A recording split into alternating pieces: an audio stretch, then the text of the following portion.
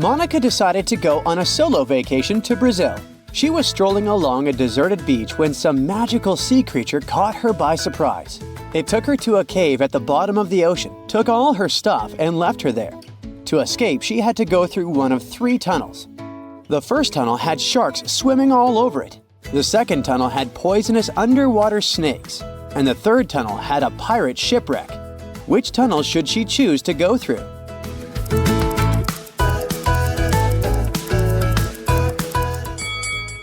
She should pick the third tunnel. Sure, it's a pirate ship, but it's already sunk and it won't pose any real threats. Anna decided to throw a costume party and invited all her friends. 2 couples decided to dress up as vampires, but one of these couples is made of real vampires. Take a look at the image. Can you tell me which one?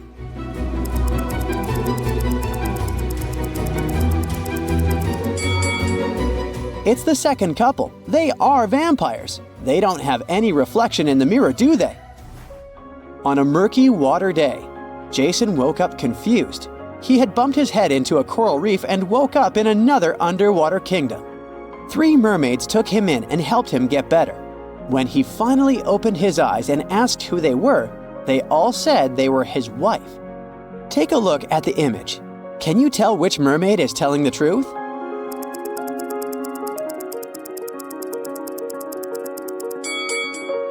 If you look closely, the third mermaid to the right is wearing a shellfish ring similar to the one that Jason is wearing.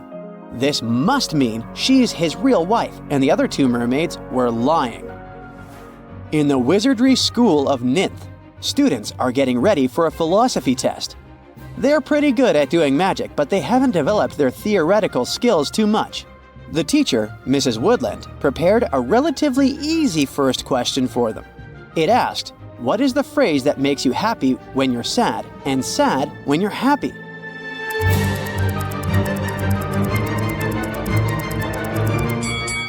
The correct answer is, it will be over soon. Yikes! On the same day of that test, Mandeline had a potion test. She was extremely nervous since she could never get the very difficult spells correctly. She got to the classroom and the teacher had left a few potion bottles for her to label. Take a look at the bottles and the tags. Can you tell which bottle is which?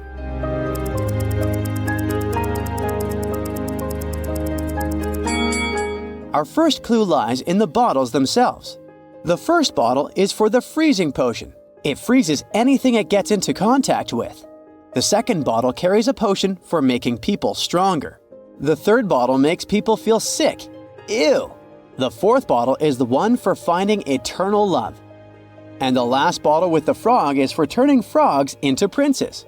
I quite like these potions. On Amy's graduation day, her mother introduced her to a few eligible bachelors. She really wanted her daughter to find a new love, since she had recently broken up with her college sweetheart.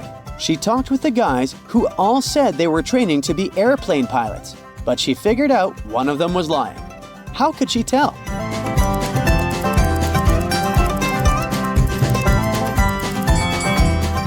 Take a look at the first guy. He's wearing glasses, which means he can't be a pilot. Pilots need to have perfect eyesight. James, a father of 4, went to work, leaving a $50 bill on the kitchen table for his oldest daughter, Quinn, to go shopping. When he got home, there was no food. Quinn said she hadn't been able to go shopping because he hadn't left any money. James asked his other 3 kids to come down and question them. Beverly said she saw the money on the table but didn't touch it. Kenneth said she opened the window and put the money under the book so it wouldn't fly away. Owen said he'd put the bill inside the book between pages 57 and 58. Can you tell who's lying?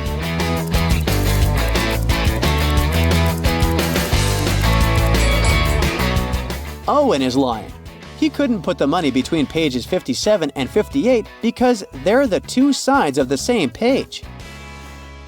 Cindy was playing with her time machine when she opened a portal to another dimension. The portal took her to a sorcerer's house in the middle of nowhere. The sorcerer was so powerful that she closed Cindy's portal and Cindy was stuck there. The sorcerer proposed that they play a game. She said she had 2 cards in her hand. one that said free and another that said stay. Cindy could pick only one card. If she got the one with free written on it, she'd go back home. But if she picked the one with the word stay, she'd stay forever. But the sorcerer was such a trickster that she changed both cards to stay. Even so, Cindy managed to be freed by the sorcerer, beating her at her own game. How did she do it?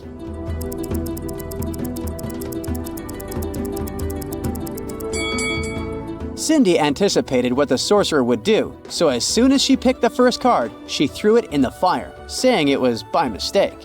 That way, the sorcerer would have to show her the remaining card was stay, which meant that the one she had burnt had to be the card with free written on it. Way to go, Cindy! After Colton was shipwrecked, he found himself on a deserted island. Luckily, he still had his pills with him. There are 2 blue pills and 2 red ones. He needs to take 1 red pill and 1 blue pill, but his eyesight was severely compromised after the wreck, so he can't tell them both apart. There's nobody around to help him. How can he manage it?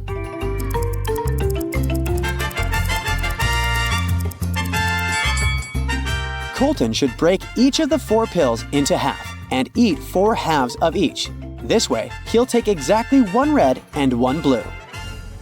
Last week, Sophia attended the town's much-anticipated masquerade ball. She chose to show off her mother's vintage diamond necklace. But during the event, she noticed her necklace was gone. She called a private investigator immediately and asked him to bring her diamond necklace back, whatever it cost her. Very quickly, the investigator gathered 3 suspects. Kate, the one with the blue mask, says she spent most of the evening in the garden. Bianca, wearing the green mask, insists she was in the bathroom when the theft occurred.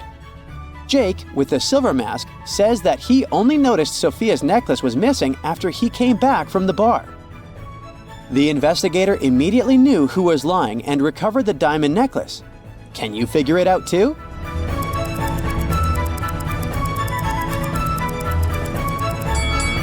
How did Jake know the exact moment the necklace went missing? It must have been him. Plus, take a look at his pocket. It looks like there's some triangular-shaped object in there, doesn't it? Luke was an adventurer, and on his latest trip, he went to Vietnam. There, he came across an ancient treasure map. The map led him to a remote island where a legendary treasure was said to be hidden. But the treasure's location was protected by a series of cryptic symbols. He needed to find it to unlock the treasure. Take a look at the encoded message that appeared and help Luke figure out a pattern that will take him to the treasure. The message said, "Carrot, sun, astronaut, filled you room."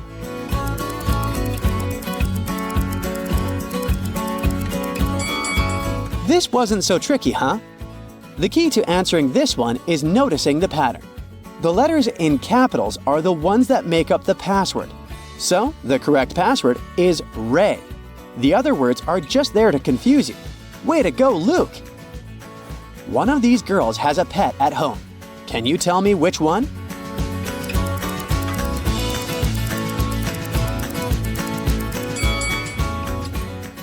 It's the one in the middle. She's got scratches all over her arm. It's Emma's first day at her new job. She moved to San Francisco to start at this new tech company, and everything is new to her. As soon as she arrived, an intern led her to the boss's office for a briefing. Hello. Take a look at the picture. Can you tell who Emma's boss is?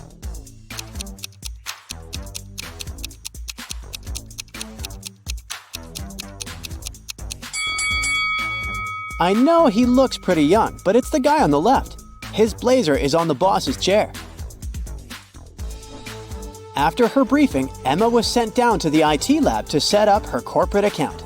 A guy named Lanny was going to help her with everything, but he said Emma needed to answer a few of his riddles correctly first. Since she had no option, she went all in. For his first riddle, Lenny asked her why the IT department recently hired a spider. Can you help Emma out?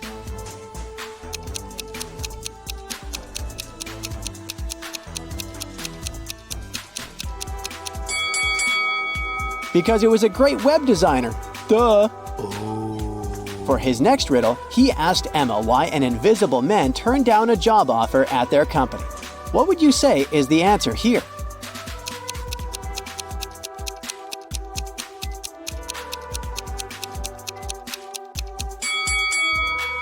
Because he simply couldn't see himself doing it. Oh. On Emma's second day of work, her boss texted her saying to look for a woman named Helen. Since he was super busy, Helen was supposed to give Emma the details of her next assignment. The thing is, Emma had no idea who Helen was. Take a look at the office. Can you help Emma find Helen?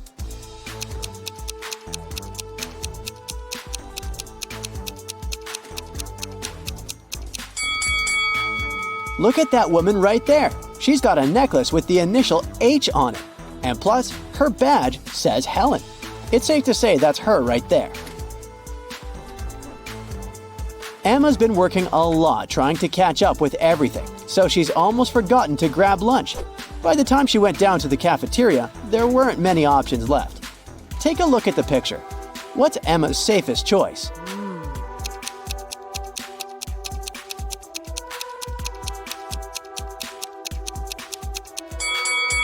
Let's see. That burger looks nice, but there's a lipstick stain on the bun, so that's a no. The apple pie is steaming, but it looks like it's been microwaved dozens of times, and it's about to go bad. Oh, Her safest choice is probably the frozen pizza. okay. They defrost it on the spot. Hey, at least like this, she won't get food poisoning. At the end of the first week, Emma was helping her boss with an important project. It was late at night, and all of a sudden, the lights went out. Oh my God. The power was cut from the entire building for a few minutes, until it came back on. The boss immediately thought about the classified documents he kept in an electric safe, down in the basement. Emma tagged along with him to check out the safe, but when they got there, they saw the safe was empty. Oh my God. Someone had caused a power shortage and stolen the documents. As soon as the police arrived, they started to conduct an investigation. Lanny, the IT guy, said he got stuck inside his office when the power went out because he couldn't open the electric door. Helen, the floor supervisor, said she had taken the opportunity to take a nap since she couldn't go home. Brian, one of the new consultants, said he had gone to the kitchen to make some tea and wait until the power came back on. Can you tell who's lying?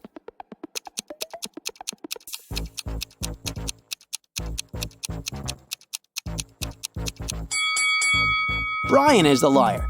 He couldn't make tea without any electricity, since there was no stove in the kitchen and the kettle wouldn't work. On a rainy morning, Emma pressed the snooze button on her phone too many times and left the house pretty late for work. She needed to find a quicker path to work. She put her office's address on Google Maps and it showed her 3 options. Each path had a different obstacle that would take her some time to get across. For example, while going around a tree takes 3 seconds, going around a bush takes 2 seconds. And if she crosses a stop sign, she has to stop for 1 second. Take a look at the image. Can you help Emma choose the fastest track?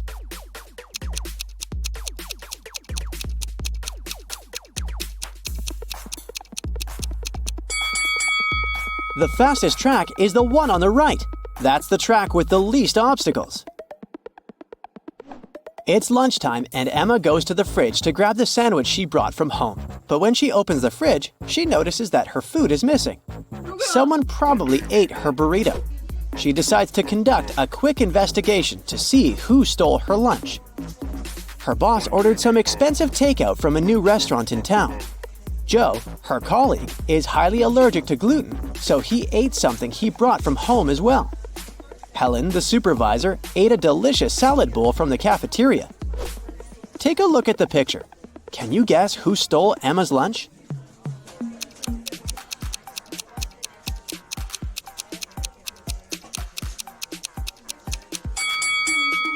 It was Joe.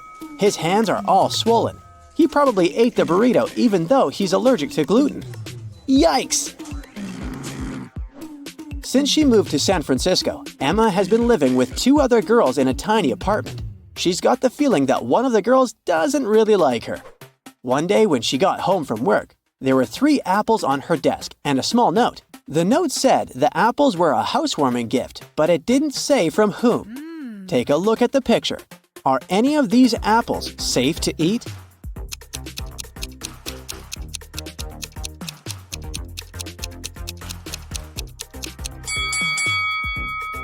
The one that has the little worm in it is the safest one.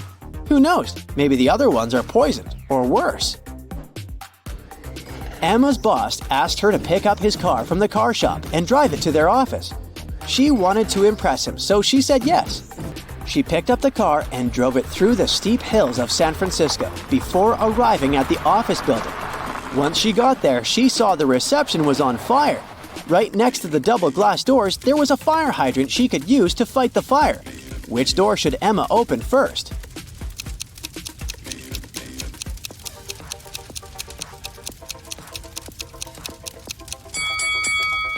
The car door. Duh!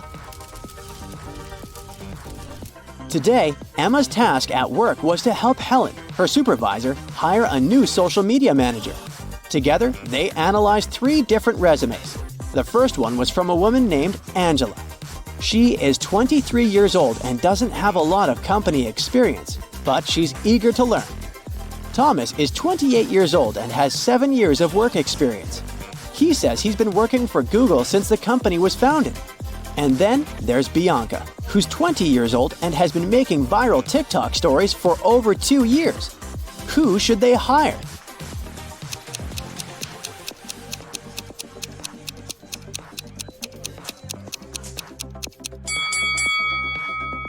They should probably hire Angela.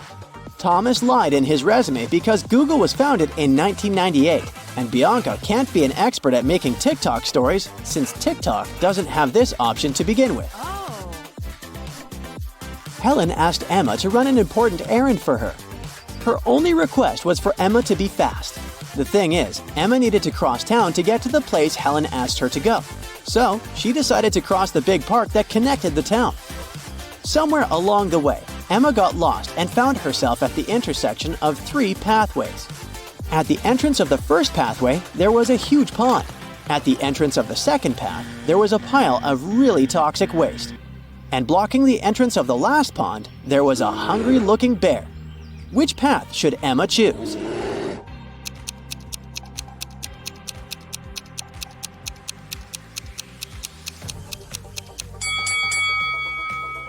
She should go for the first one. Sure, she'll be a bit wet, but at least she won't be eaten by a bear. At the entrance of Emma's new apartment, someone installed a coded machine to open the door, but didn't give any hints. The buttons are shaped like animals. There's a butterfly, a tiger, a bear, and a dolphin. Do you have any idea which button Emma should press?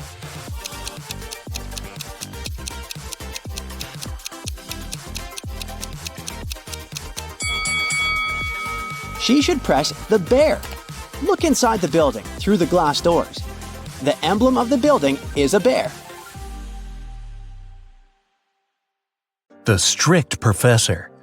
A student put his final exam paper into the pile of the other students' papers. The professor told him, "I saw you were cheating at the exam. You'll get an automatic fail." Then the student asked him, "Do you know who I am?" The professor answered, "I neither know nor care who you are. You have to be punished for your dishonesty." The student walked away. When the exam scores were announced, he discovered he'd gotten an A. How come?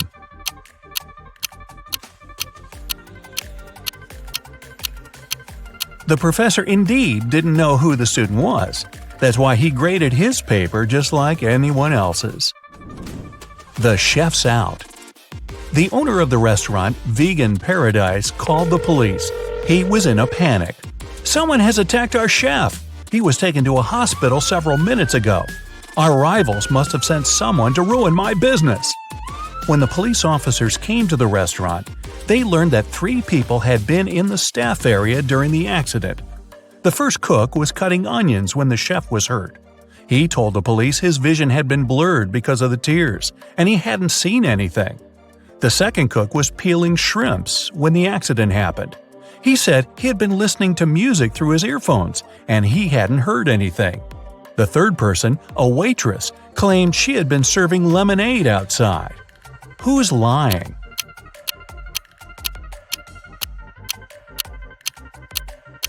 The second cook attacked the chef. Come on, shrimps in a vegan restaurant? Really? Wolf Paradox. 3 wolves were walking in the snow in a line. One of them says, "There are no wolves in front of me." Another says, "There's 1 wolf in front of me and 1 behind." The third wolf says, "There are 2 wolves in front of me and 1 behind." In which case is it possible?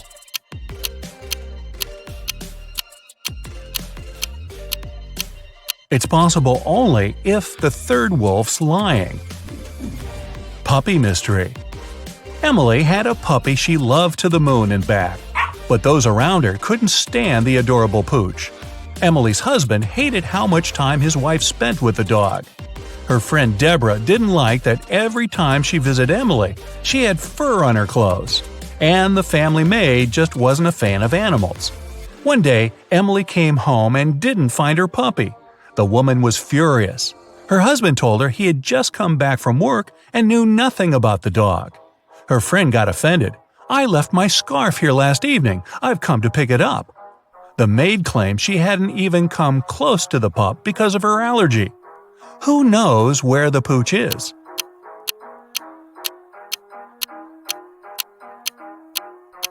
There's pet hair all over the floor. Why doesn't the maid have an allergy to it? She's lying. Truth or not?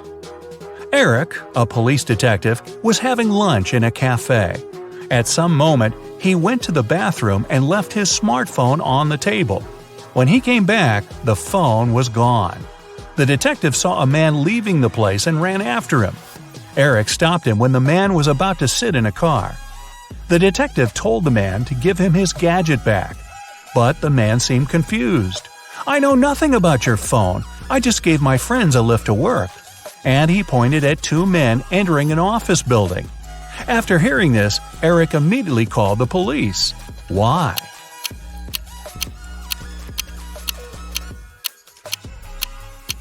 The man lied. His car was a sports convertible with just 2 seats. The car wouldn't have fit 3 men. Who went out?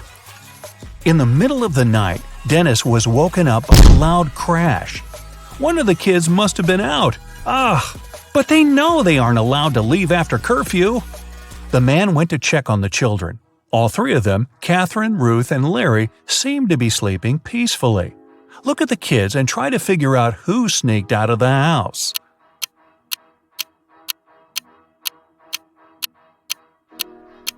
It was Ruth. There's a dirty sneaker hidden behind the curtain and several pieces of French fries under her bed. Theft on a train. Brenda was traveling by train.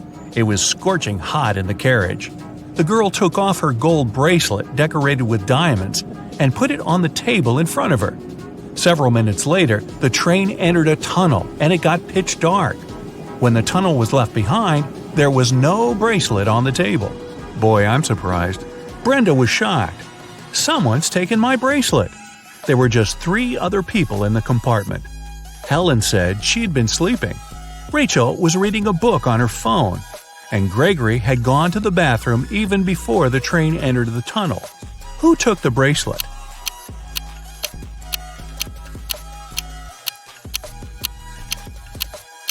It was Helen.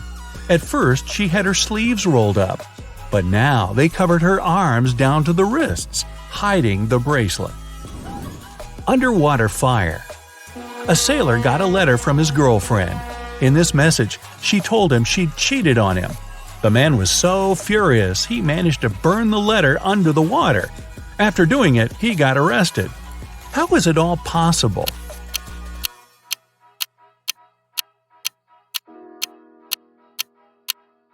The man was a sailor on a submarine. A New Year party. Emma was giving a New Year party.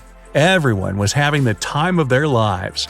But then, someone snuck into the kitchen and added something to all the drinks. Emma and all her guests got food poisoning. Only 3 guys were okay. They hadn't been drinking anything, and it looked suspicious. The first said he was into sports and had to stay fresh for his morning run. The second guy blushed but admitted that he liked Emma. He had been waiting for an opportunity to talk to her for the entire evening. And the third guy complained He had been having a stomach ache since the beginning of the party. He didn't want to make it worse by drinking anything. Who poisoned the drinks?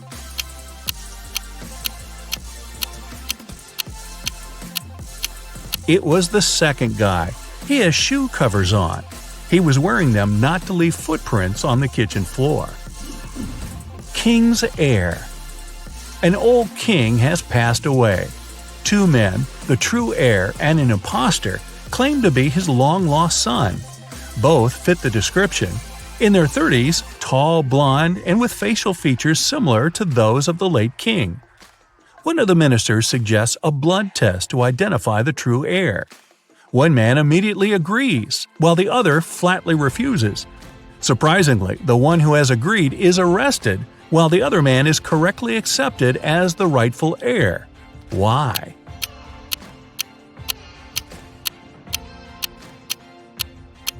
The minister knew the true prince was a hemophiliac. It means his blood doesn't clot properly. That's why a blood test would be fatal for him. Impossible. You are alone in a room, but there's also a thief in the same room. How is it possible?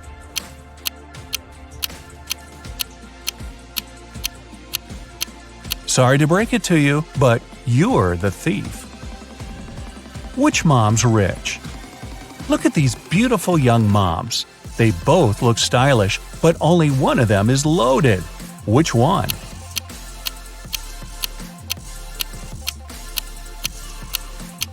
The second mom's rich. Look attentively at the first woman's baby carriage. There's a sale tag on it. A mysterious door. A man walked into a room and saw 3 doors. The first one had a sign which read, "To the Swamps." On the second door, there was a note, "Lion's Den." The third door didn't have any sign, but the man knew for sure where it led. How?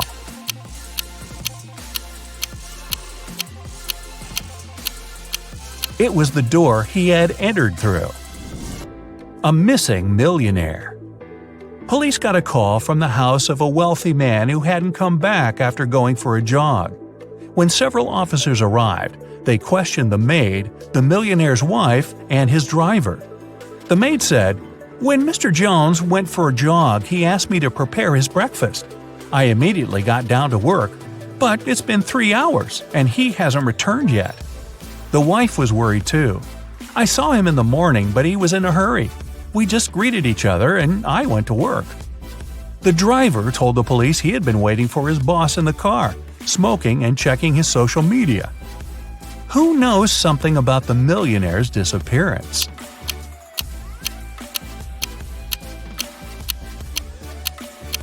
The maid's lying. If she had cut the apples for breakfast 3 hours ago, they would have turned brown by now. King's decision. Once, a king asked his advisors, "What should I do to a person who will dare to touch my beard? I need to punish this crime somehow." The first advisor said, "Put them in prison for 3 years." The second advisor answered, "Oh, make them leave the country and tell them to never come back." The third advisor provided an unexpected reply. They should be given sweets. The king thought for a while and agreed with the third advisor. Why?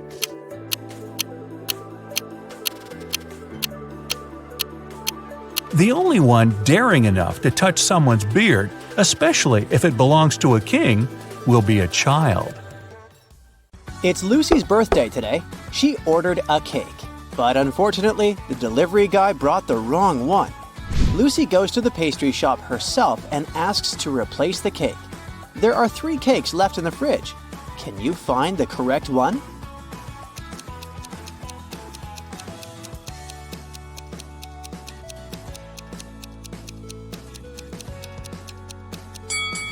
The first cake has a bride and groom figurine on top, so it's probably a wedding cake. The second cake is meant for another customer named Mary. Therefore, the third one belongs to Lucy. Lucy takes the cake and heads home. She's passing by an Italian restaurant. Can you spot a vampire hunter among these people?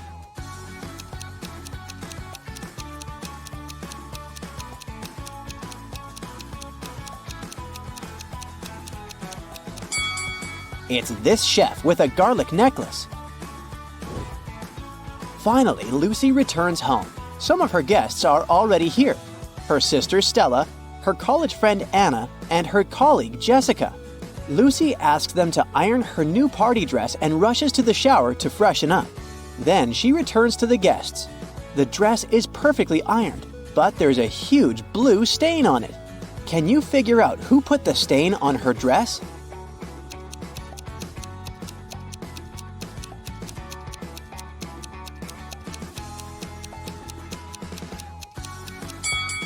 It was Jessica. She has blue ink on her hands because her pen was leaking. Lucy goes to her bedroom to find a new outfit for her party. Then she returns to the kitchen to check on the cake in the fridge. Oh no! Someone has bitten it! Lucy hasn't even blown the candles yet. Who's guilty?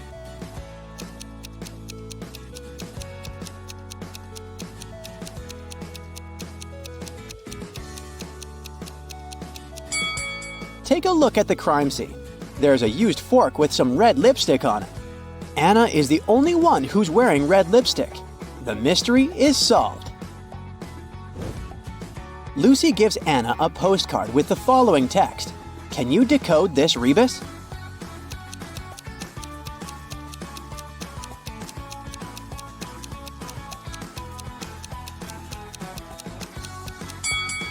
You are under arrest. It's time to unwrap the gifts. Lucy's guests say, you have to crack our riddles to get the gifts. Riddle 1. I get shorter the more I'm used, but I'm not a pencil. I'm made of wax, but I'm not a crayon. I can help you see in the dark, but I'm not a flashlight. I'm often found on a birthday cake, but I'm not icing. What am I?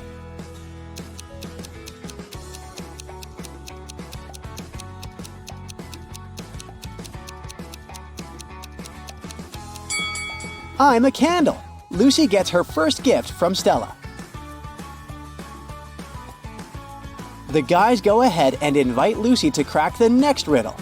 I can pop, but I'm not popcorn. Sometimes I have a string attached, but I'm not a kite. Sometimes I float, but I'm not a swimmer. I'm seen at birthday parties, but I'm not a candle. What am I?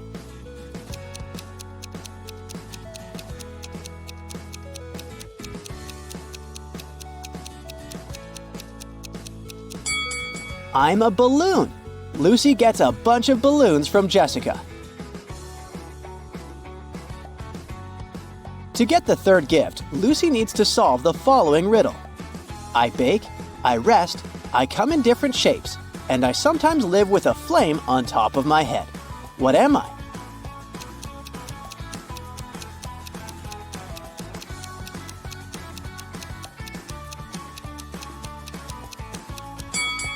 I'm a cake. Suddenly, someone rings the doorbell. Lucy opens the door and sees 3 people in carnival masks. 2 of them are late guests of Lucy, but one of them is an imposter. Can you guess who?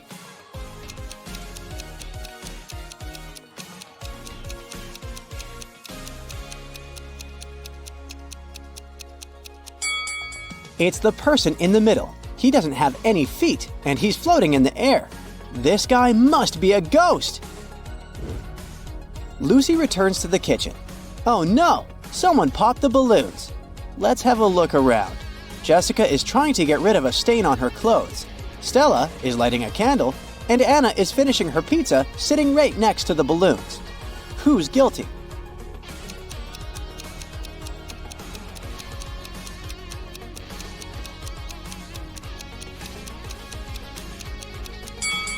Anna is wearing a dress with spikes. They must have poked some holes in the balloons. It's time to blow out the candles. Lucy pours tea for all the guests. Then she leaves the table to have a brief phone call. Lucy returns and takes a sip of tea from her cup. Yikes, it's very salty. Lucy interrogates 3 people around the table. Stella says, I didn't touch your cup. I was busy taking a selfie. Anna says, I was cutting fruit, only your sister is capable of such a silly prank. And Jessica says, I was in the bathroom, so I didn't see what was happening at the table. Who's lying?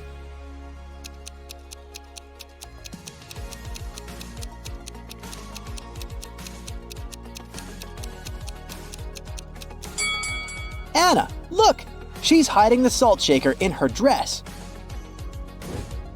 Anna admits that she was trying to destroy the party. She's turning 22 today, but everyone forgot about her birthday. Lucy wants to make amends. Take a look around and try to find a possible gift for Anna.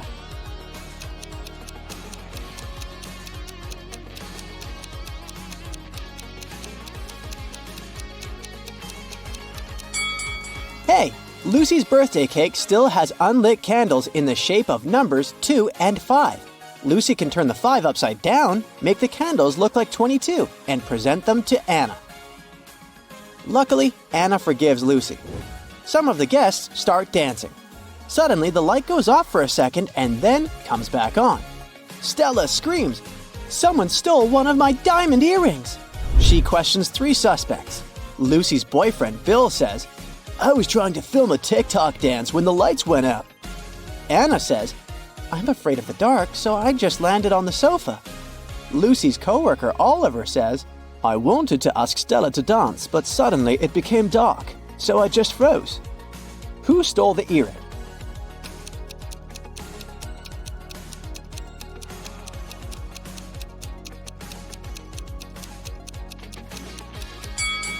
No one. It just fell under this chair. Lucy decides to take some party pictures. Can you find 3 differences between these 2 pictures?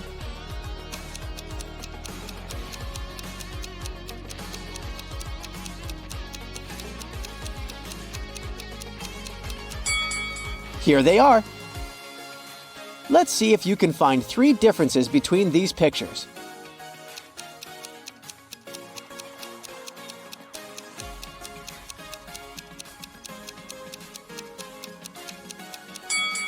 Over here.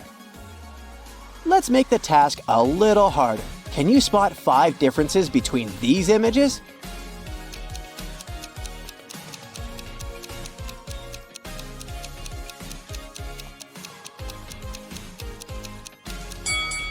Here they are.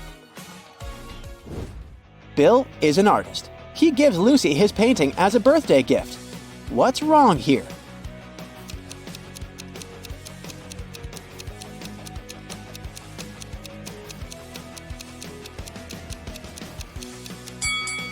There's no river. Can you help Lucy distribute these party hats among her guests? Stella loves the color yellow, but she's not fond of green. Oliver doesn't like the color purple and stripes. Anna is allergic to flowers, but she loves stars. Jessica doesn't like the color yellow, and Bill is not fond of orange decor.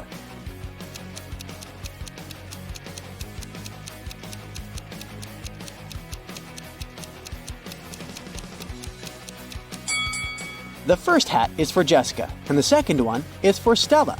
Anna should get the 3rd hat, Bill the 4th one. And finally, the 5th hat is perfect for Oliver. Lucy and her guests run out of food, but they're still hungry. There's a pizza restaurant just next to Lucy's place. Bill decides to go there. He rushes over and bumps into another customer. Bill hits his head and forgets what pizza Lucy asked him to buy. He remembers just 3 things. The pizza topping shouldn't include more than 4 colors. It shouldn't have any onions. But it must have at least 1 green element. Can you help Bill find the correct pizza?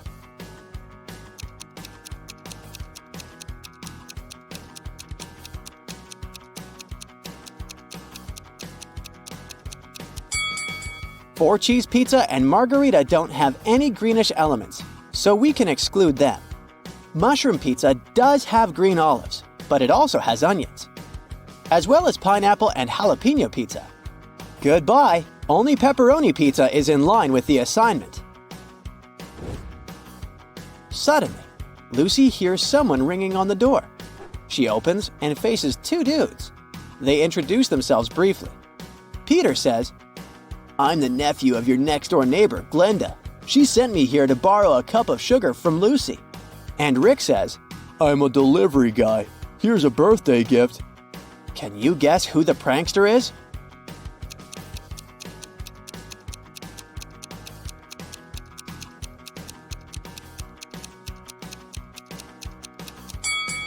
It's Rick. He doesn't know Lucy's name, which is weird for a delivery guy. I wouldn't risk opening this box. Lucy exposes Rick and returns to the kitchen.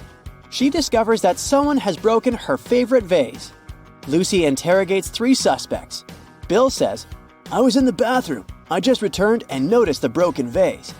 Stella says, "I put roses in this vase about an hour ago, and I haven't approached it since." And Jessica says, "I was dancing in the living room. About 5 minutes ago, I heard the sound of breaking glass from the kitchen." Who's lying?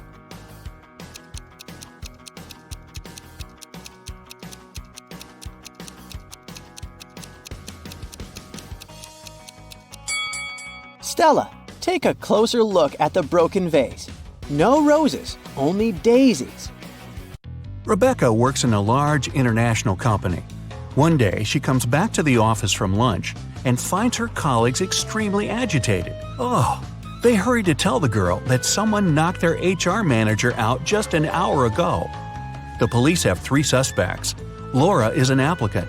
She says she was a bit angry with the HR manager. After all, he made her wait for ages, well past the time of her appointment. She stayed outside in the rain and probably caught a cold. And still, Laura says, I would never hit him. Plus, I'm too weak to do it. Gary, who works in the marketing department, claims he hasn't seen the HR manager since he arrived at work. He was having a meeting from the very morning till lunchtime. Jacob, from Research and Development, tells the police he rode his bike to a coffee shop to get his cappuccino. He's just come back. Who knocked the HR manager out?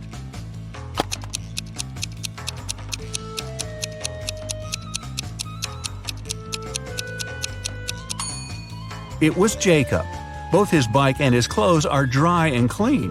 How is it possible if it's raining outside? Jack is participating in a challenge. He's got to the last stage, which takes place in a desert. If he succeeds now, he'll win $1 million. Jack needs to get a key out of one of the 4 pots. On top of the first pot, there's a bowl filled with a strong acid. The second pot is covered with a bowl full of venomous spiders. In the bowl placed on the third pot, Jack sees a raging fire. A viper is curled up in the bowl covering the fourth pot. Jack isn't allowed to drop the bowls or turn them over. Which pot should he choose?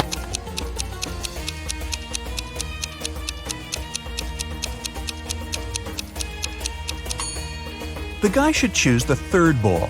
He can put the fire out with the sand and get the key. Jacob is the owner of a small IT company. Larry is his subordinate, exceptionally talented and just as forgetful. More often than not, he seems to be lost in his head. Such things as going on a trip out of the blue without notifying anybody is typical for this genius. Normally, the boss turns a blind eye to Larry's quirks. But this time, an important business meeting is about to start. Jacob needs the data Larry has been working on, but the guy is nowhere to be found. He doesn't answer his phone, so no one can reach him. 1 hour before the meeting has to begin, Jacob can't wait any longer. He switches on Larry's computer, but it's password locked. The man tries some random combination of letters and numbers, but of course it's wrong. Suddenly, a tiny window appears on the screen. In this window, Jacob sees what seems to be a riddle. Little, little, late, late. After puzzling over it for a while, the man types something in the window and sees the home screen. The computer is unlocked. What has Jacob written?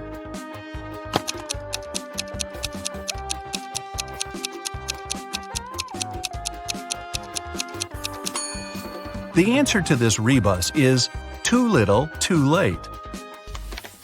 Unfortunately, it's not as simple as that. The folder with the needed data is also protected by a password. When Jacob clicks on it, that's what he sees. Write backward all the numbers. Sounds like a tough task. Luckily, Jacob knows how Larry's brain works. He doesn't need much information to write the correct answer and, finally, get the information. What is the password?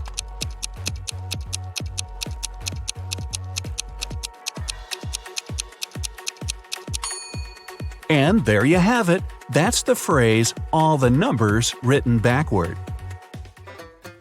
Camilla was terrified of dogs. One day she was jogging in the park and noticed a large dog sitting near the bench. It looked unfriendly. The leash attached to the dog's collar was 3 feet long. Camilla decided it would be safe to pass by if there was at least 7 feet of space between her and the pooch. But even being on a leash, the dog still managed to bite her. How come?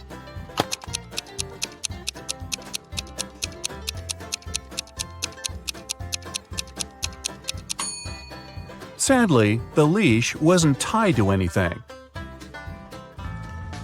David's company develops new apps for smartphones. Right now, he's looking for a designer. He's got hundreds of applicants, but has chosen just 3 of them. Angela's resume says, "I'm 23 years old. I don't have a lot of experience, but I'm a fast learner and have already designed similar applications." Helen wrote in her resume, "I'm 26 and have 4 years of work experience. You should hire me because I've created lots of TikTok stories that have gone viral." And Eric's resume claims he's 28 years old with 7 years of work experience. He's designed tons of apps. He's been working for Google since the company was launched. David can hire only one person, but it's okay because only one applicant hasn't lied in their resume. Who is it?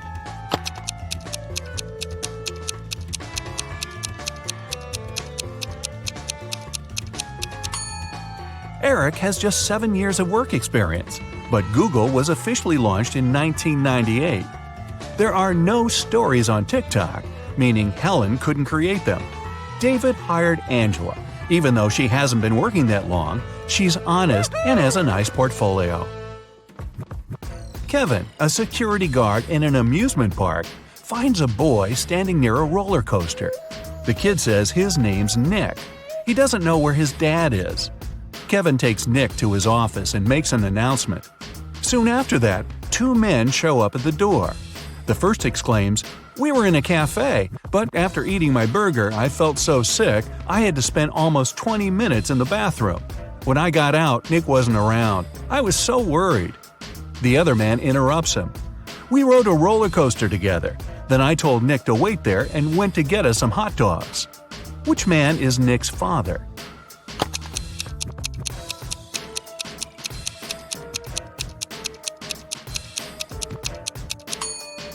Nick is too small to ride the roller coaster, which means the second man is lying. The boy's dad is the unlucky guy with food poisoning. Aiden fell madly in love with a beautiful girl, Ella. He tried to spend all his time with her. The man bought her expensive presents and flowers, invited her to the best restaurants, organized yacht trips. They traveled the world, stayed in famous hotels, and went shopping for designer clothes. In less than a year, Aiden became a millionaire. How is it possible?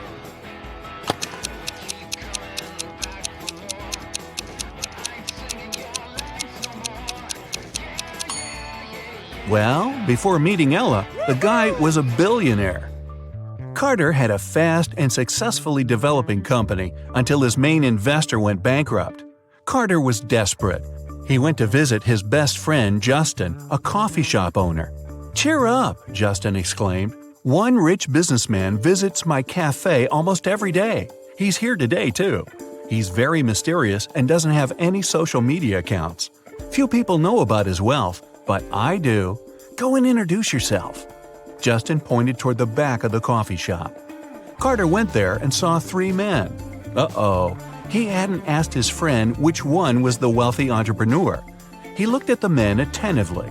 In no time, he figured out who was the one he needed.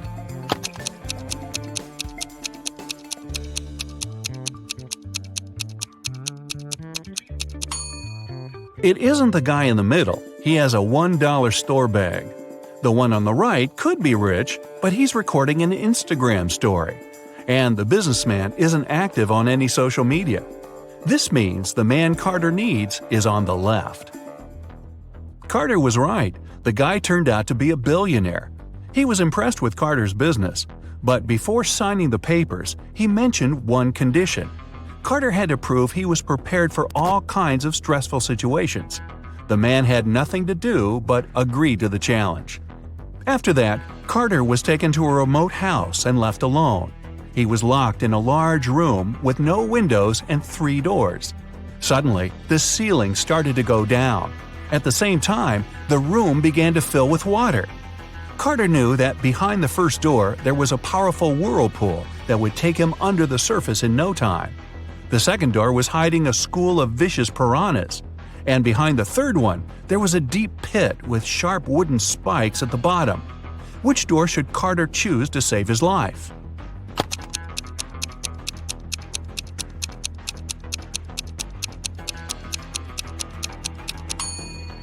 Carter picked the third door. Once the pit filled with water, he swam over the spikes and successfully escaped from the trap. When he returned to the office, the billionaire had already signed the contract. 3 friends agreed to hang out together on Friday night. One of them, Brian, was tasked with bringing pizza. But the guy was running extremely late. His friends were starving. Strangely, Brian wasn't picking up their calls. But in an hour or so, he sent them a selfie. In the photo, he was standing next to his car. In the following message, he wrote he had run out of gas. He was at a gas station tanking his car up. But his friends didn't believe Brian's excuses. Why?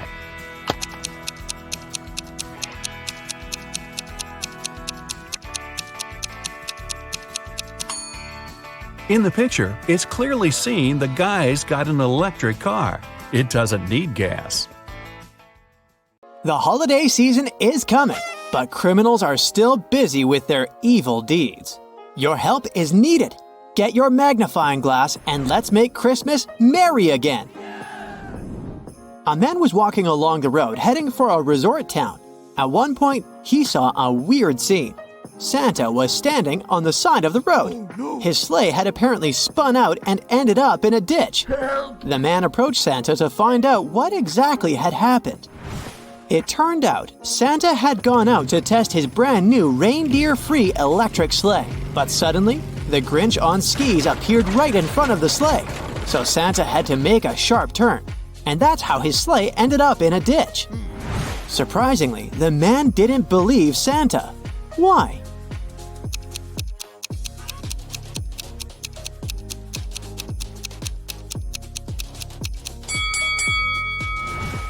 Look closely at the trail left by the sleigh. You can see that first the sleigh turned sharply, and only after that did a skier pass there. The Grinch is not guilty in this case. Most likely, Santa just lost control and now wants to frame the green guy. Santa needs to deliver some gifts, but not all chimneys are safe for him. Can you help Santa figure out which chimney he should pick?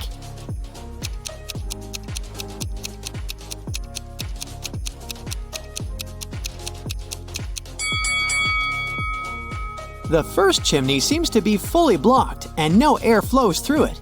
All snow and ice have melted on the second chimney. The fireplace must be working there. As for the third chimney, it's open enough for oxygen to flow through, but the snow hasn't melted completely, which means the fireplace is off. The Grinch wants to change himself to be part of the celebrations instead of hating Christmas. The only problem is that his body isn't cut out for Christmas cheer. He's come to Santa to ask for help. Which part of the Grinch's body needs to be modified the most to fix his anti-Christmas sentiment?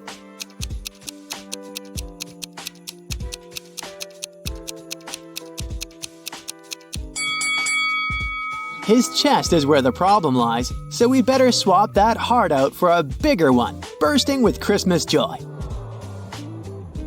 Rudolph the reindeer went missing, and this put the whole Christmas at risk since children wouldn't receive any presents. Santa only knew that Rudolph had gone to the supermarket to get the products for Christmas pudding. The news quickly spread on TV, and 3 witnesses appeared. Judy said that the night before, she'd been passing by an ice cream stand on Palm Street and had seen someone grabbing a reindeer and putting it in a truck. But at that time, she didn't think it could be Rudolph. Philip claimed that he had seen a baby reindeer in a parking lot near a supermarket. The animal was eating hay together with a pony. A man in a jacket approached the animals and they all left. And Kira said that at night, she had seen a reindeer being grabbed by a man and taken away in a black car. Can you figure out who actually witnessed Rudolph's abduction?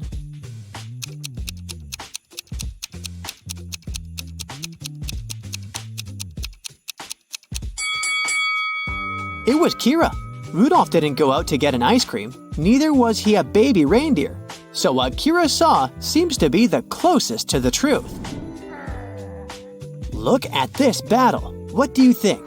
Who isn't going to survive it?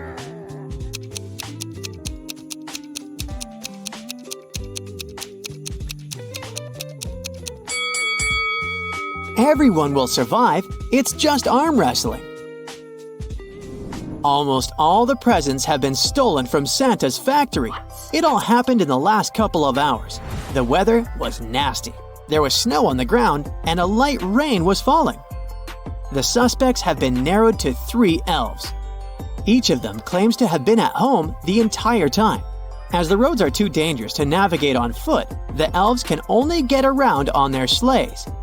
Can you guess who has taken the presents?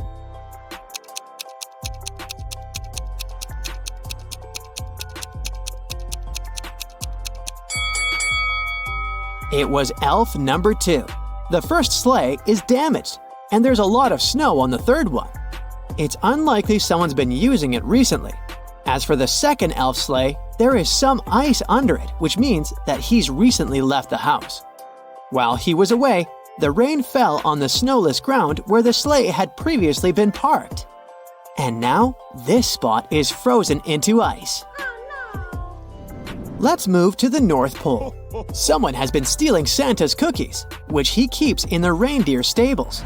Santa suspects that the criminal is one of his elves who work there, but he's also worried because all of them are allergic to chocolate, and the disappearing cookies are chocolate chip ones.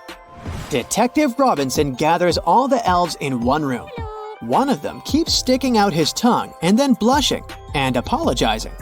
The second elf has traces of something brown on his hands, and the third elf keeps smiling and giggling.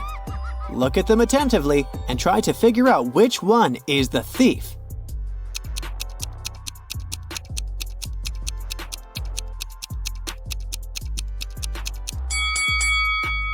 The guy with brownish spots on his fingers works in the stables, so no wonder his hands are dirty. Elves are cheerful creatures, which means that a smiling and giggling elf is not actually an unusual occurrence.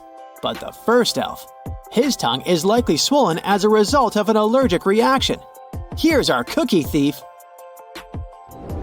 I'm a cookie you might eat, and some might say I'm a flavored Christmas treat. I have brown arms and eyes, and don't forget my feet. What am I?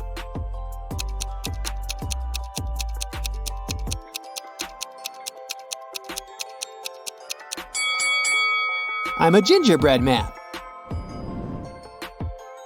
After accidentally falling out of his sleigh, Santa had problems with his leg. It hurt to walk, so he went to see the doctor. What did the specialist give Santa to help him walk?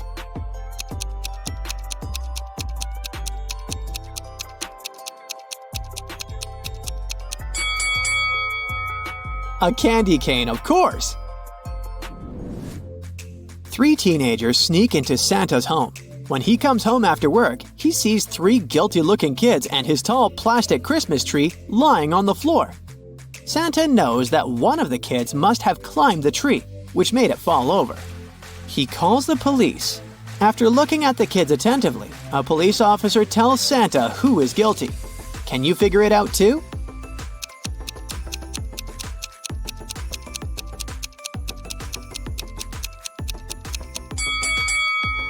This guy with green hair looks as if he has some Christmas tree needles in his hair. But don't forget that the tree is plastic and can't lose any needles. The guy on the left has a star on his sweater that looks like the one at the top of the tree. But look, it's embroidered. Now look at this girl with a pretty sparkly scarf. It looks suspiciously similar to tinsel decorating the Christmas tree. That's because it is tinsel. Busted! Where can you find Santa's reindeer?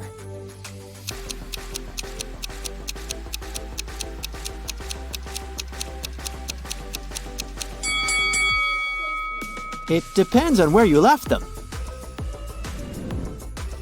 Santa called Detective Chris Mallet and asked him to go to a haunted gingerbread house and face one of 3 horrifying monsters.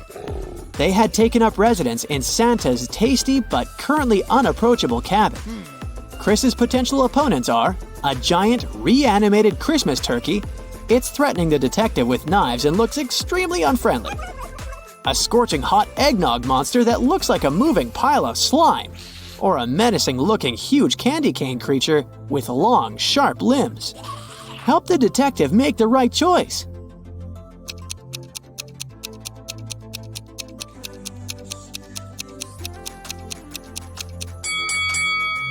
The turkey can be very dangerous with those knives. The candy cane's monster's limbs are too sharp to come close to it. As for eggnog, besides being very hot, it doesn't pose any serious danger. The detective just needs to push the monster towards a gingerbread wall, and it'll absorb the creature very fast. On Christmas Eve, Santa leaves his workshop located at the North Pole to deliver gifts to good children. In what direction does he travel?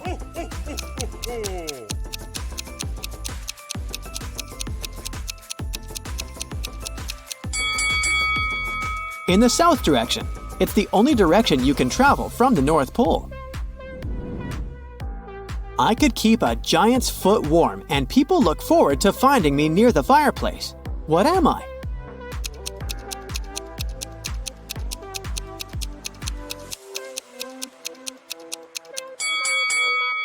I'm a Christmas stocking. What does the gingerbread man put on his bed instead of a blanket?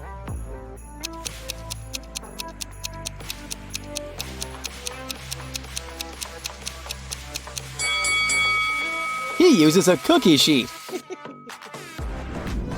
He is a man during the winter, but you might drink him during the summer. Who is he?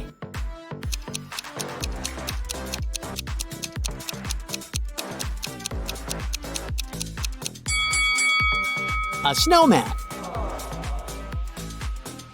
And finally, let's have some fun.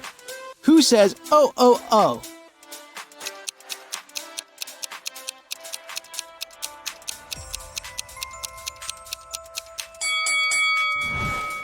Santa walking backwards.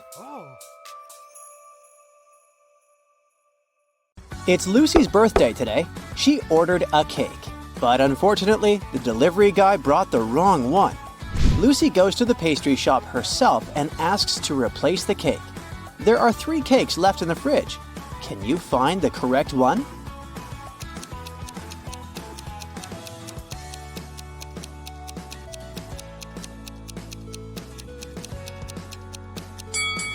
The first cake has a bride and groom figurine on top, so it's probably a wedding cake.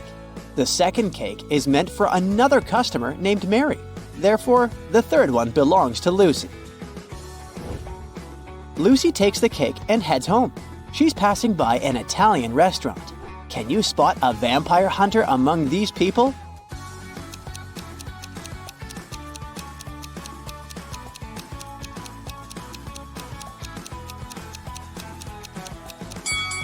It's this chef with a garlic necklace. Finally, Lucy returns home. Some of her guests are already here. Her sister Stella, her college friend Anna, and her colleague Jessica. Lucy asks them to iron her new party dress and rushes to the shower to freshen up. Then she returns to the guests. The dress is perfectly ironed, but there's a huge blue stain on it. Can you figure out who put the stain on her dress?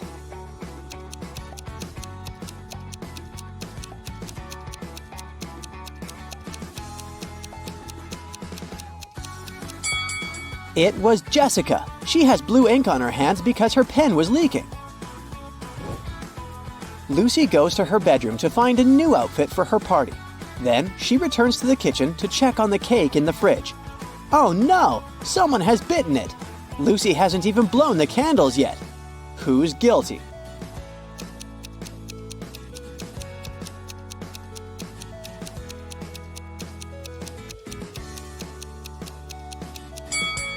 Take a look at the crime scene. There's a used fork with some red lipstick on it. Anna is the only one who's wearing red lipstick. The mystery is solved. Lucy gives Anna a postcard with the following text. Can you decode this rebus?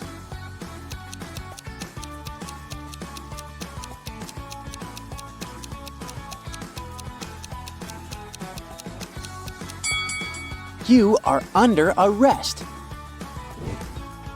It's time to unwrap the gifts. Lucy's guests say, you have to crack our riddles to get the gifts. Riddle 1. I get shorter the more I'm used, but I'm not a pencil. I'm made of wax, but I'm not a crayon. I can help you see in the dark, but I'm not a flashlight. I'm often found on a birthday cake, but I'm not icing. What am I?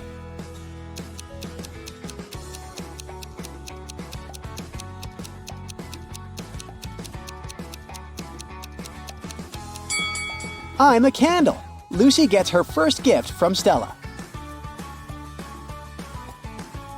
The guys go ahead and invite Lucy to crack the next riddle. I can pop, but I'm not popcorn. Sometimes I have a string attached, but I'm not a kite. Sometimes I float, but I'm not a swimmer.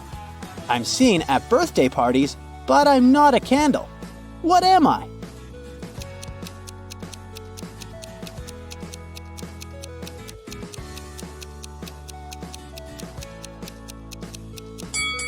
I'm a balloon. Lucy gets a bunch of balloons from Jessica. To get the third gift, Lucy needs to solve the following riddle. I bake, I rest, I come in different shapes, and I sometimes live with a flame on top of my head. What am I?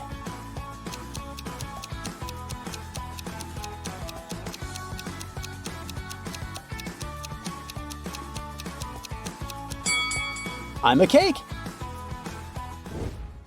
Suddenly, someone rings the doorbell. Lucy opens the door and sees 3 people in carnival masks. 2 of them are late guests of Lucy, but one of them is an imposter. Can you guess who?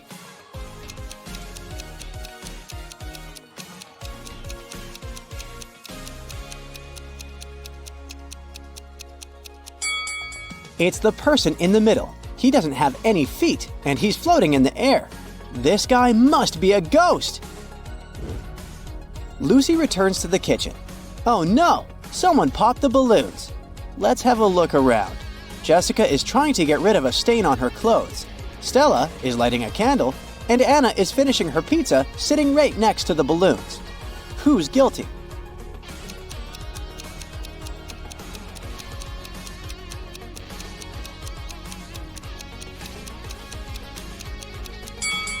Anna is wearing a dress with spikes. They must have poked some holes in the balloons. It's time to blow out the candles. Lucy pours tea for all the guests. Then she leaves the table to have a brief phone call. Lucy returns and takes a sip of tea from her cup. Yikes, it's very salty. Lucy interrogates 3 people around the table. Stella says, I didn't touch your cup. I was busy taking a selfie. Anna says, I was cutting fruit, only your sister is capable of such a silly prank. And Jessica says, I was in the bathroom, so I didn't see what was happening at the table. Who's lying?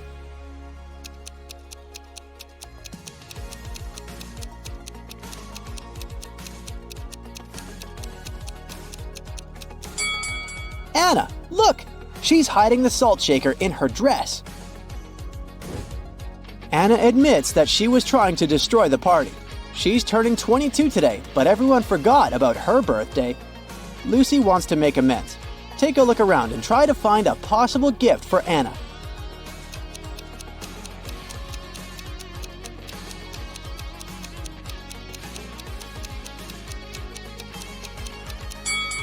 Hey, Lucy's birthday cake still has unlit candles in the shape of numbers 2 and 5. Lucy can turn the 5 upside down, make the candles look like 22, and present them to Anna.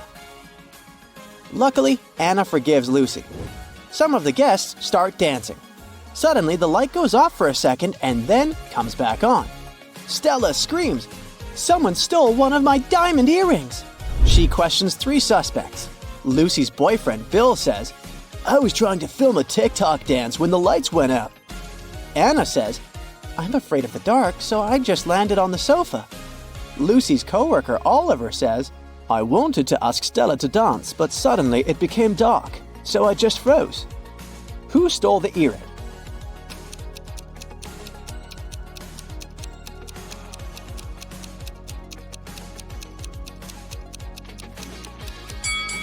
No one. It just fell under this chair.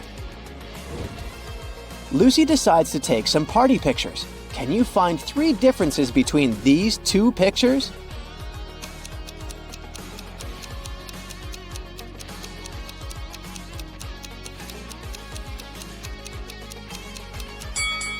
Here they are. Let's see if you can find 3 differences between these pictures.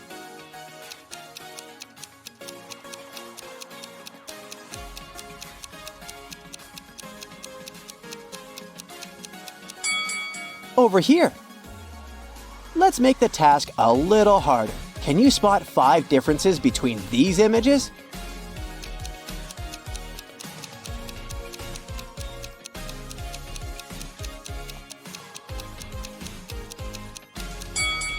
Here they are.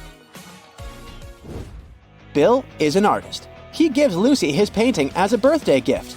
What's wrong here?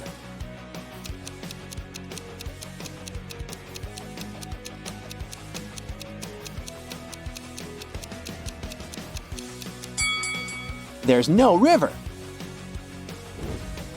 Can you help Lucy distribute these party hats among her guests? Stella loves the color yellow, but she's not fond of green. Oliver doesn't like the color purple and stripes. Anna is allergic to flowers, but she loves stars. Jessica doesn't like the color yellow, and Bill is not fond of orange decor.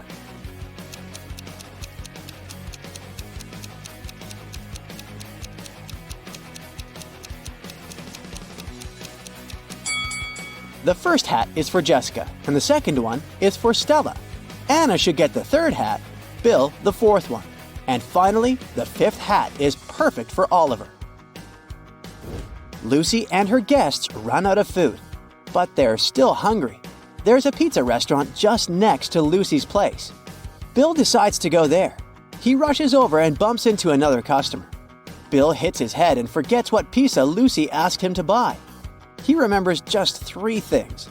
The pizza topping shouldn't include more than 4 colors. It shouldn't have any onions. But it must have at least 1 green element. Can you help Bill find the correct pizza?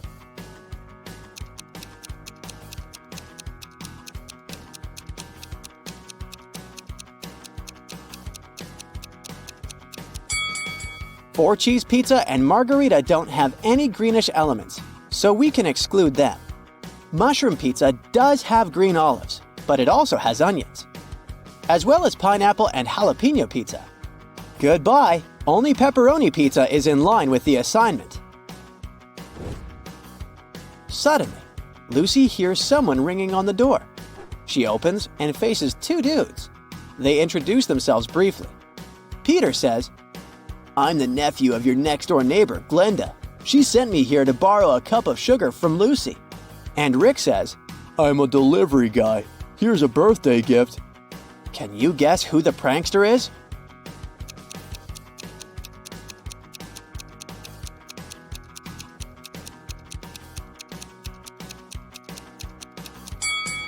It's Rick. He doesn't know Lucy's name, which is weird for a delivery guy. I wouldn't risk opening this box. Lucy exposes Rick and returns to the kitchen. She discovers that someone has broken her favorite vase. Lucy interrogates 3 suspects. Bill says, I was in the bathroom. I just returned and noticed the broken vase. Stella says, I put roses in this vase about an hour ago, and I haven't approached it since. And Jessica says, I was dancing in the living room. About 5 minutes ago, I heard the sound of breaking glass from the kitchen. Who's lying?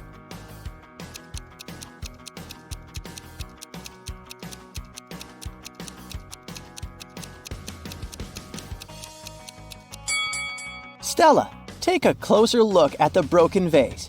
No roses, only daisies. Take a look at this image for a second. which prisoner do you think is rich?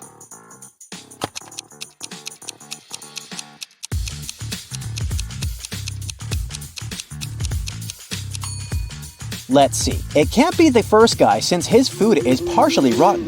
It looks like the other inmates don't really like him, and he doesn't have a lot of power inside the prison.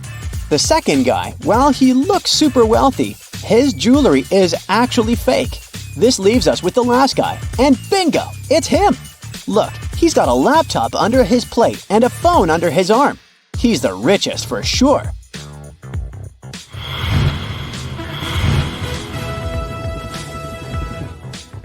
Susie was invited to take part in a pop-up riddle show. She needed to answer one question correctly to win $1,000. She was extremely nervous when the game show host asked her this question. How many numbers are on a clock? Can you help Susie figure out this one?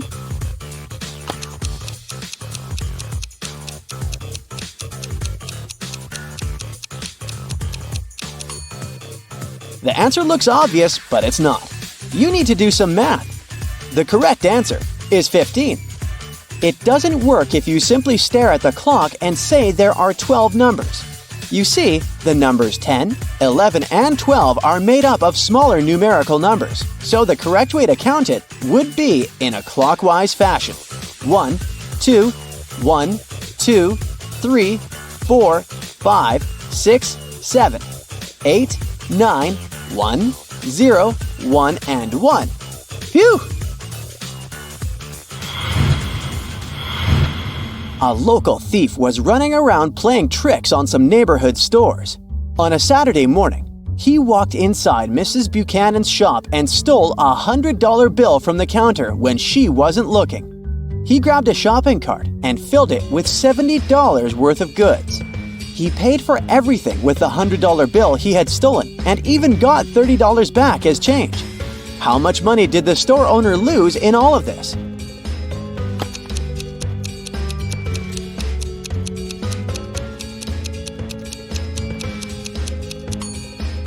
The shop owner just lost $100. I know it sounds too simple, but here's the deal.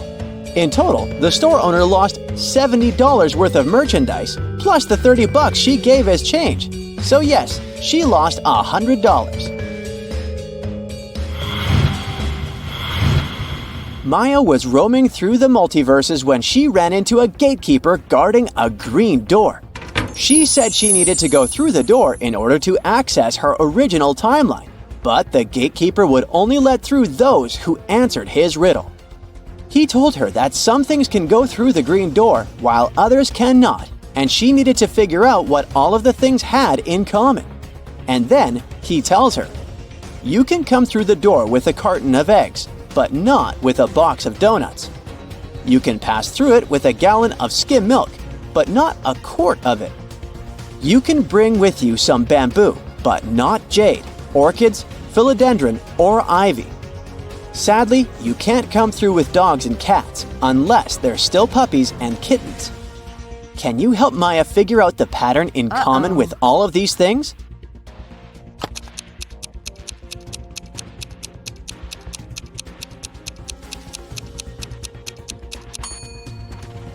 Well, the key to solving this riddle can be found in all 4 of the words that make up the phrase green glass door, aka double letters. If something is spelled with double letters, it can go through the green glass door. If there are no double letters in its name, then it can't. Mark went to the farmer's market to do his weekly grocery shopping. He stopped by the egg stand, and the owner was feeling chatty, so he challenged Mark to guess the answer to a riddle. He told Mark, "If I had 4 eggs and a thief gave me 3, and my rooster laid 5 more, how many eggs do I have?" Can you help Mark figure out the answer here?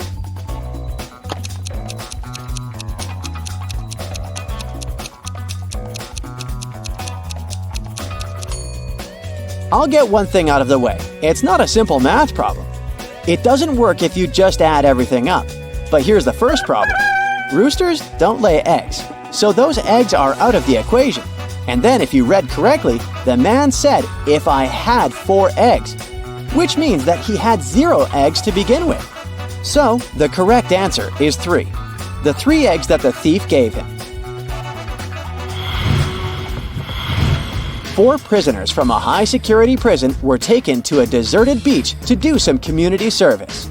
The warden wanted to have some fun, so he lined them up in a single-file line and separated prisoner A from the other 3 with the help of a brick wall. He gave each prisoner a hat, either black or white, without telling them which color they each got. In total, there were 2 black hats and 2 white hats. He told them that all prisoners would be sentenced to prison for life, except they could guess correctly which color of hat they had in under 10 minutes. The prisoners weren't allowed to confer with each other, and they weren't allowed to move around or change positions. They got super nervous, of course, but they had no other option than to play the game. Luckily, just before the clock struck 10 minutes, one of the prisoners guessed correctly their hat color. Can you guess which prisoner it was? P.S. There is only one correct answer.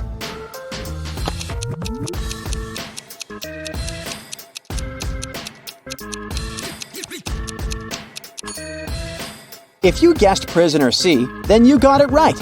Let's see why. This riddle can only be solved through a process of elimination, and 2 of the prisoners, prisoners A and B, can be eliminated right off the bat. That's because neither one of them can see any of the other prisoners, so neither possesses any information with which to make a more certain guess.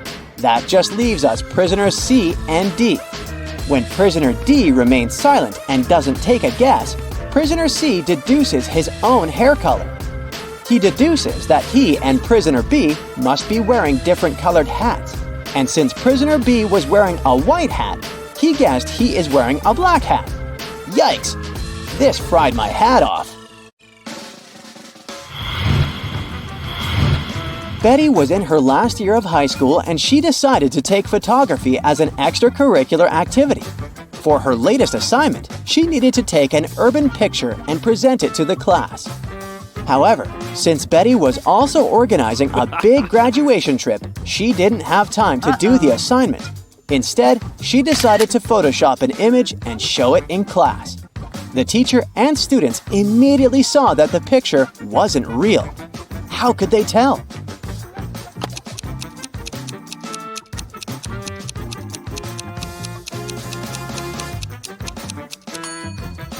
Well, because that person over there has 2 heads. It looks pretty cool, but that's kind of a difficult phenomenon to find here on this planet.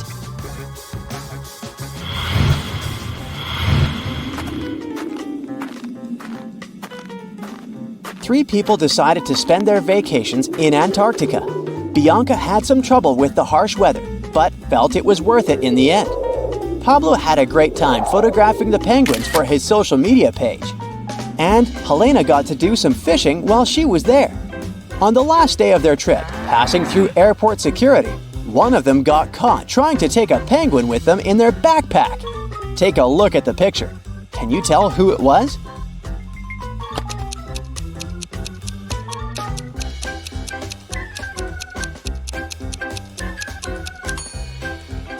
Let's see what we have here. Well, is that a penguin's feet poking out of Helena's backpack? It sure is. Guess she did more than just fishing during her vacation. Yikes!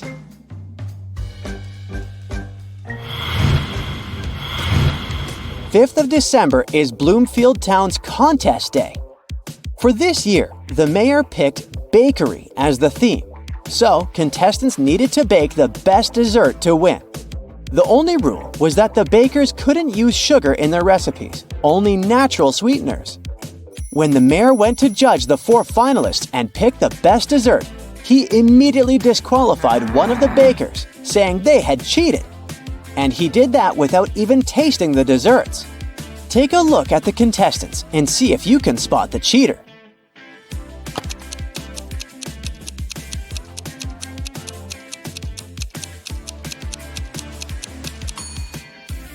Look at the third woman in the row. Her cake is literally covered in powdered sugar. She was disqualified because she broke the no sugar rule.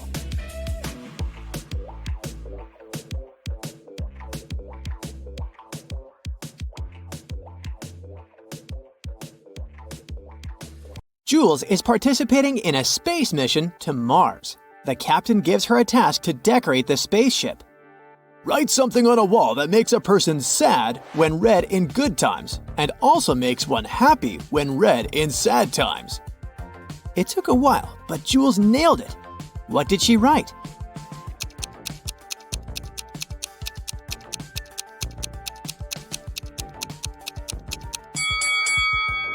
Nothing lasts forever. This is it. Jules and her fellow astronauts enter the spaceship and take their seats. Before the launch, Jules has to take care of one last thing. It's under you when it's whole. It shifts above you when you remove the first letter. It's all around you if you remove the second letter as well. What is it?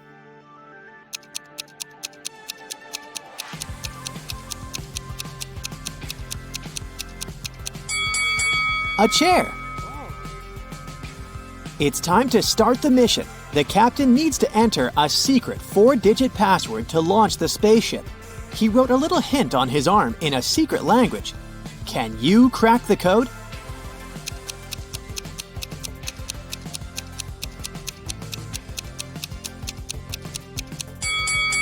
All we need to do is to count the number of intersections between the lines, and the code is 2, 5, 4, 8.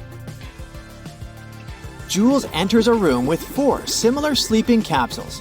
She needs to wake up her fellow astronaut, Josh, but she doesn't know where he is. There are 4 people sleeping in these capsules at the moment: Josh, Astrid, the physicist, Phil, the doctor, and Leo, the cook. Phil's capsule is next to Astrid. The person sleeping in the first capsule is a doctor. Also, Josh is not sleeping next to a physicist. Where's Josh?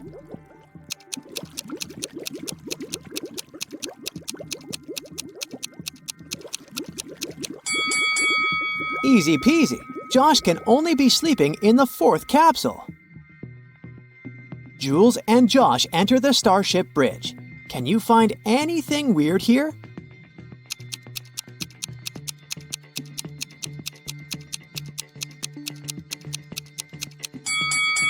Look out the window. Birds don't fly in outer space. It's breakfast time. Jules goes to the dining room. Oh no! Someone finished the last tube with her favorite peanut butter. Really? Jules questions 3 suspects. Josh says, "I didn't do it. I'm allergic to all kinds of nuts." Astrid says, "I woke up, brushed my teeth, and came here. I don't know what's going on." Leo says, I prepared food for everyone and left my post for 2 minutes to visit the restroom. Sorry, I didn't notice any signs of a break-in. Who's lying?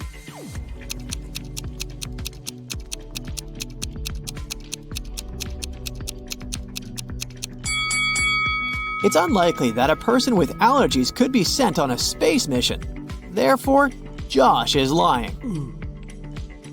The spaceship has a garden and a special lab that stores samples of different plants from Earth. Tonight, someone broke into the system and destroyed a couple of very important plants. The lab is protected by a special passcode, so Jules suspects that it might be one of their robots. Cameras in the lab have been broken before the incident, so she can't see any visual evidence. Can you help Jules find the guilty one among these 6 robots?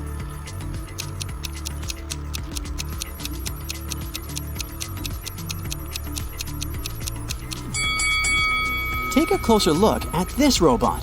His light bulb is broken and its fragments lie under the broken CCTV camera.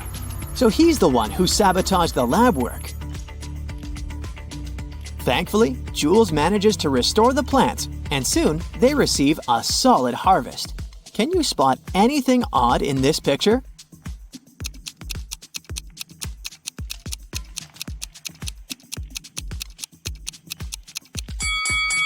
Money doesn't grow on trees. Jules picks a lot of apples in the lab garden. The crew cannot eat so much at once, so she decides to preserve them. On the eve of canning, Jules finds out that someone has stolen all the fruits. Oh no. She questions the crew members. Leo says, Why would I sabotage the mission? I'm the cook, so it's my job to manage food supplies. Josh says, I saw a couple of apples floating in outer space the other day. I took a picture, but I didn't do it. And Astrid says, I was sick yesterday, so I spent all day in bed. I didn't touch any food, including apples. Who's lying?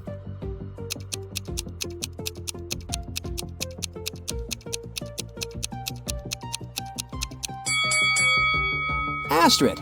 She said she didn't touch the apples, but there's an apple core in her pocket. Later that day, Jules receives an emergency message from Josh. Can you help her crack it?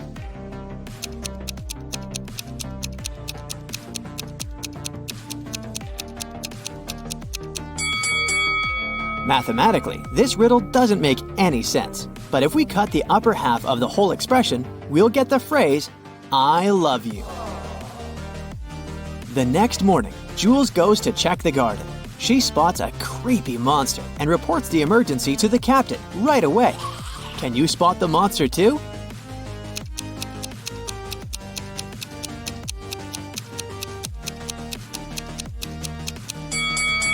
Over here!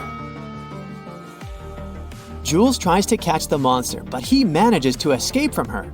This creature is a shapeshifter, so he turns into one of the crew members. Jules interrogates the suspects. The captain says, I was video chatting with my family in the cabin. I didn't see any monsters. Josh says, I heard loud noises from the corridor, but I couldn't leave my post. Dr. Phil says, I'm having back pain, so I was doing exercises in the gym. Who's the monster?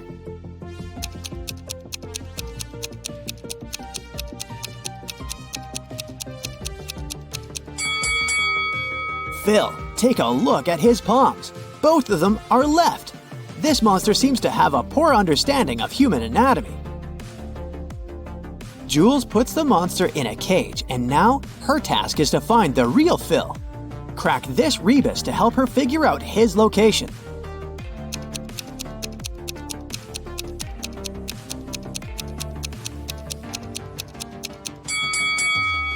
Toilet! Jules finds Phil, and thankfully, he's okay. But there's something wrong about this place anyway. Can you spot what exactly?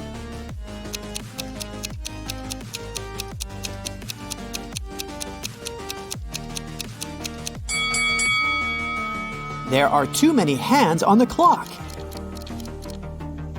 Finally, Jules and her team land on Mars. They're greeted by 5 local residents who don't seem to speak human languages. Can you figure out who's the boss here?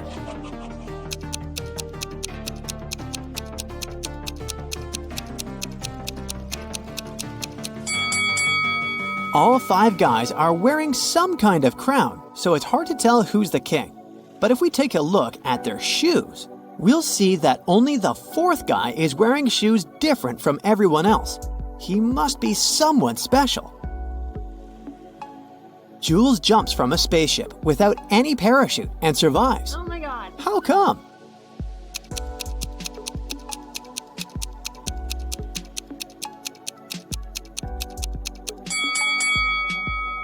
The spaceship wasn't flying, it was on the ground. Jules takes a tour of the local interplanetary space station. There, she sees a deaf Earthling who came over to pick up a pre-ordered part for his ship. How did he explain what he wanted to the delivery service?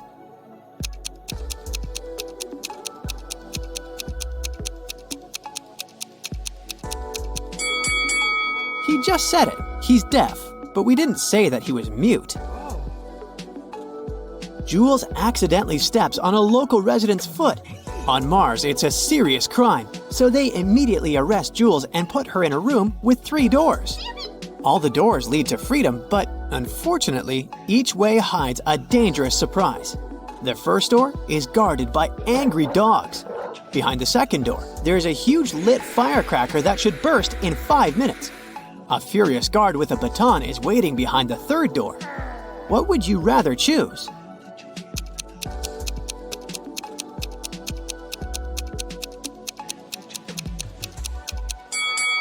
Jules can wait 5 minutes until the firecracker bursts and then walk through the second door.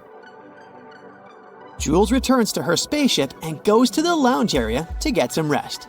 Can you see anything weird here?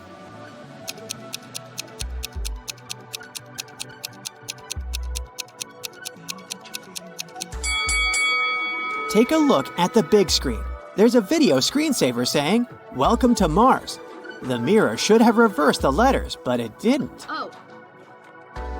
Suddenly, Jules hears loud noises from the lab and goes there to check. A glitch made all the robots stand up and walk in a chaotic manner. They can destroy the entire lab. Jules has only one option: turn the robots off. What button should she press to stop them?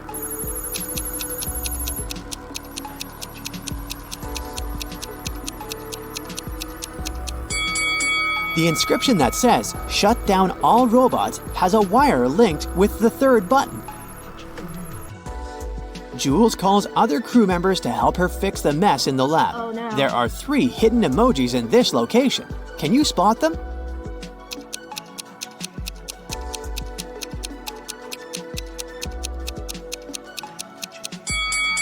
This notebook over here is an emoji, just like this telescope and those scales.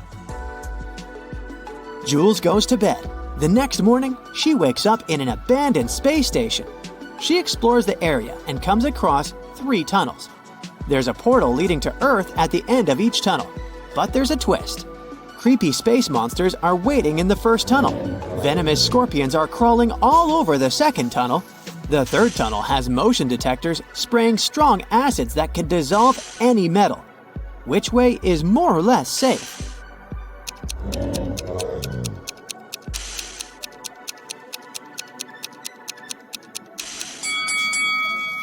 Jules should choose the second tunnel. She's wearing a spacesuit. It'll protect her from scorpions. A hat and scarf cost $110. The hat is $100 more expensive than the scarf. How much does the scarf cost?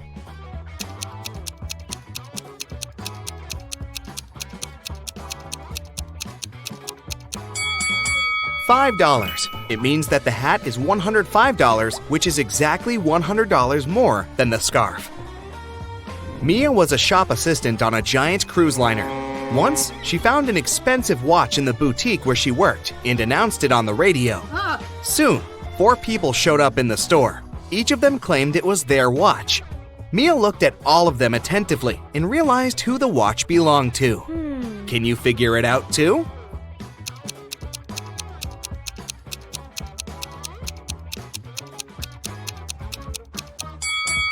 This man does have a watch tan line, but it's much bigger than the watch Mia found. This young girl already has a watch on her left hand. Why would she wear the second one? The elderly lady must be very absent-minded. Her dog is wearing her watch as a collar. The watch must belong to the teenager. Nick was an experienced skydiver, but one day, something went wrong. A strong gust of wind brought him to the forest. The man found himself among trees with no food or water. Soon, Nick saw 4 roads in front of him. One led to a supermassive black hole that swallowed everything that got close. The second road ended in a sea full of sharks. The third road led to a mountain that was impossible to climb over. And the fourth road ended in a bottomless abyss. Which road should Nick take?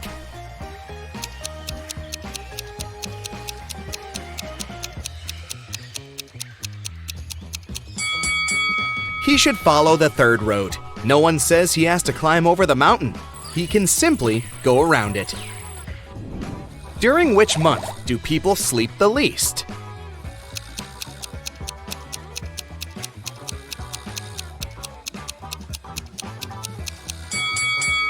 During February. It only has 28, maximum 29 days. A man is on the run from the police after he stole 3 massive gold bars, 30 pounds each. At some point, he reaches a long bridge that can support only 260 pounds. The man weighs 200 pounds. How can he transport all 3 gold bars in one go?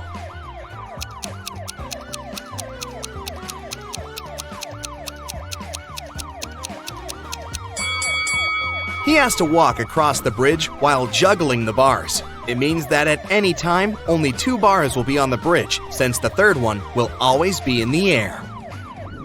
Look attentively at these 3 men carrying a log. One of them is cheating. Can you figure out who it is?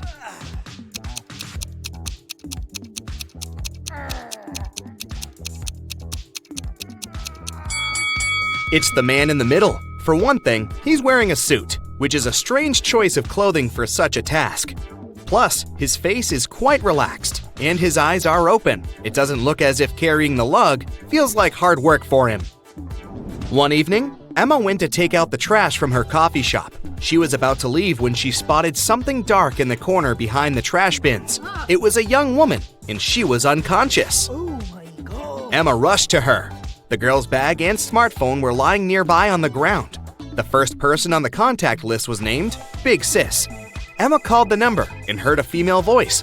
"I found your sister lying on the ground. It seems someone hit her on the head." What? The woman was shocked and promised to come immediately. Next, Emma called the police. The sister and police officers arrived at the same time. "Arrest this woman! She's behind the attack!" Oh. And Emma pointed at the sister. Why did she say so?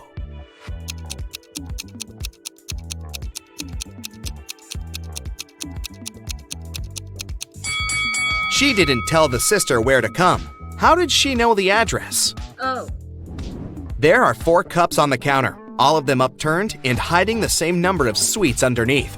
Near each of the cups, there is a sign that says how many sweets are under it. The signs are 5 or 6, 7 or 8, 6 or 7, and 7 or 5. Only one of these signs is correct. How many sweets are there under each cup?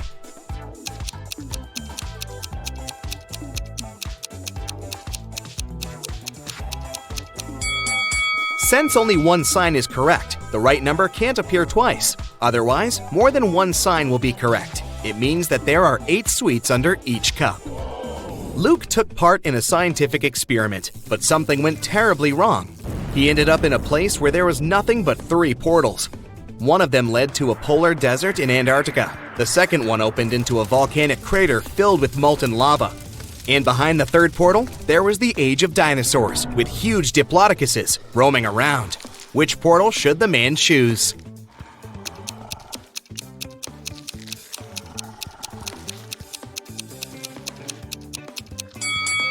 Luke would freeze in no time in a polar desert. Molten lava isn't even an option. But diplodocuses are totally harmless to people. They only eat plants. Look at the picture attentively and say which of these people is left-handed.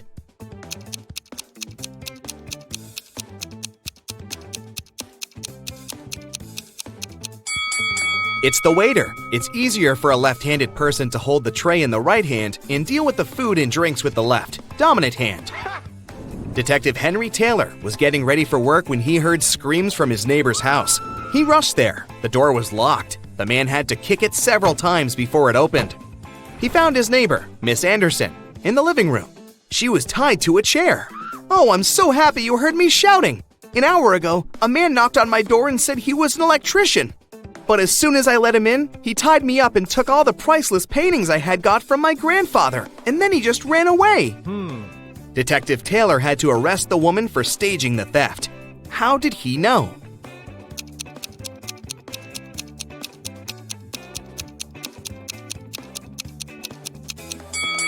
When he tried to get into the house, the door was latched from the inside. Who could do it if Miss Anderson was tied up and the thief supposedly ran out of the house in a hurry? You have 5 pieces of chain, and each of them is made up of 3 links. You have to make a long chain out of these 5 pieces. Welding an open link will cost you $3, and breaking a link open is $1. Can you make a long chain if you have only $15?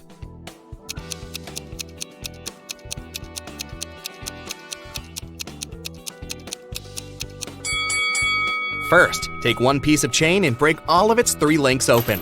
It'll cost you $3. Then link the remaining 4 pieces of the chain with these open links.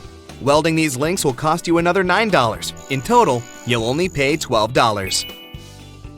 In the middle of a long flight, 2 passengers stood up and started to threaten the crew and passengers. They demanded $1 million in a helicopter. One of the criminals had a pilot's license and could fly a copter.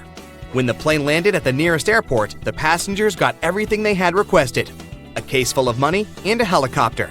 But when they got inside, they didn't manage to fly away and were captured by the police. Why couldn't they start the machine if the helicopter didn't have any technical problems?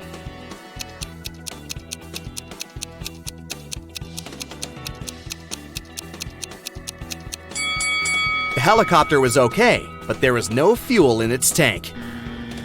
Michael got lost when he was walking in the forest. After hours of wandering around, he finally saw a weird-looking house that seemed to be deserted. Still, the guy decided to try his luck and ask for directions. But when he entered the house, the door shut behind his back with a loud bang, and he heard a voice, "You've entered my home uninvited. You won't leave it easily." Oh no.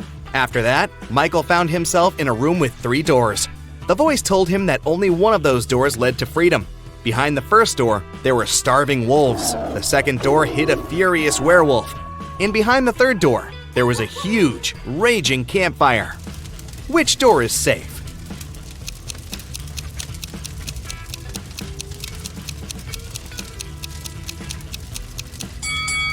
Michael should wait until the campfire goes out and get out of the house through the third door.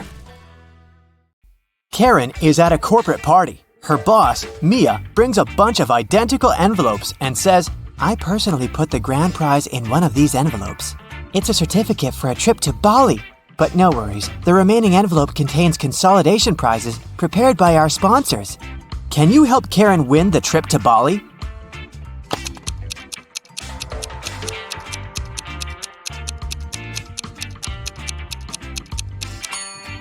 There's a lipstick print on this envelope. Mia has a similar lip color. She said that she had personally packed only one envelope, so the grand prize should be here. The day of Karen's flight to Bali has finally come. She calls a taxi to the airport. Soon, 3 identical taxis arrive at her porch. But only one of these drivers can actually give Karen a safe ride. Can you guess who?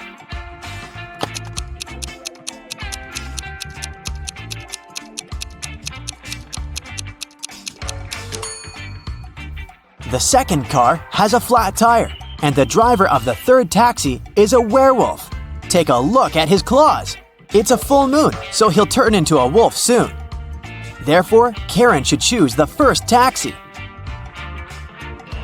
Karen's luggage is too heavy, so she goes to the cash register to pay for the excess. Oh no, her card holder is gone. Karen asks 3 people standing nearby, "Have you seen a pink card holder?" The cleaner says, "I found 2 lost wallets today, but none of them look like yours." The cashier says, I was busy with another customer, so I didn't look around. and another passenger says, "Don't waste time, honey. Block your cards as soon as possible." Who stole the wallet?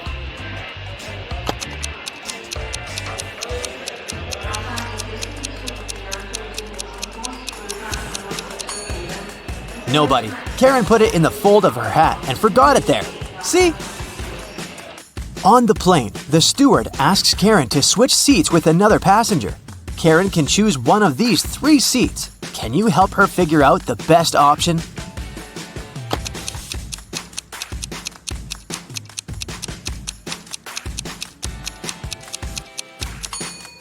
This man has very long legs, so he'll probably kick the back of Karen's chair all along. The second option is next to this elegant lady, but she's stealing money from another passenger. Probably not the best company for a long-hour flight. Although the third guy looks like a vampire, it's just a costume. He's sitting by the window, but the sun rays don't bother him, so he's the best option. Karen arrives at a fancy hotel in Bali. The manager shows her the 3 best bungalows to choose from, but only one of them is safe enough. Can you help Karen to make the best choice?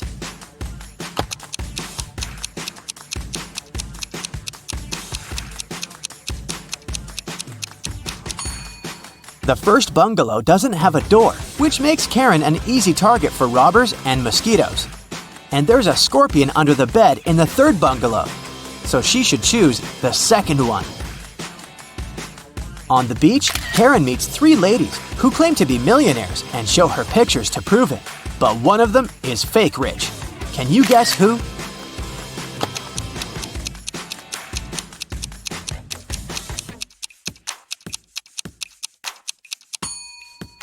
It's the first lady. She's just modeling for an electric toothbrush commercial, so her luxury is artificial. Karen is walking down the shore and sees a party. It's a beach wedding, so the bride and groom don't wear traditional costumes.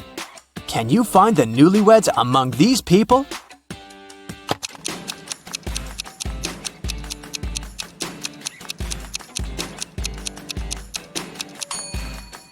Take a look at the cake. The letters say Harry plus Amy. This lady is wearing a necklace with the name Amy, so she's the bride. And now, look at the flower garland around her neck. Only one person is wearing the identical garland, this guy, so he's probably the groom. Karen spots her former classmate, Tom, among the guests. He's talking to a strange lady. The lady is wearing a hoodie and standing with her back turned to Karen, so Karen can't see her face. Tom and the lady leave together and hide from everyone on the roof of the beach restaurant where the party takes place. Later that night, Karen also visits the roof. There's no one else here, but after checking the roof, Karen knows for sure which of these three ladies is Tom's secret girlfriend. How did she know?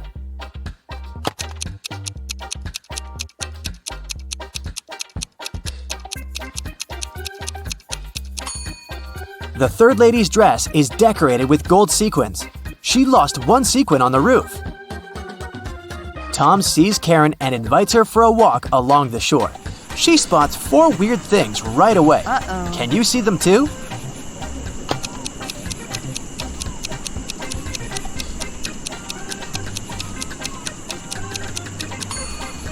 A mermaid is hiding in the waves. This sandcastle has electric lighting. Tree branches flutter in the wind to the right, but the flags to the left. And finally, the moon has a creepy face. The next morning, Karen goes to the buffet breakfast. She wants to get a smoothie, but there's no information about the ingredients in English. Unfortunately, Karen is allergic to strawberries. Can you figure out which smoothies are safe for her?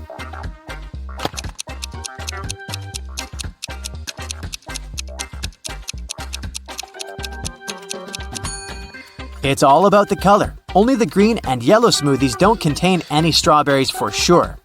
Other options are risky. Karen enters a spa center. The manager asks her to wait for 15 minutes. Karen takes a seat and falls asleep. She wakes up after a while and finds out that someone had given her a heart-shaped tattoo. She questions 3 suspects. Bobby, the client, says, "Lady, I've just arrived on my motorbike. If I see any crazy tattoo artists around here, I'll tell you." Leah says, "I've been cleaning the bathroom within the last 30 minutes. And Tony, the massage therapist, says, "Sorry, I was busy with my client, so I didn't look at you at all." Who's lying?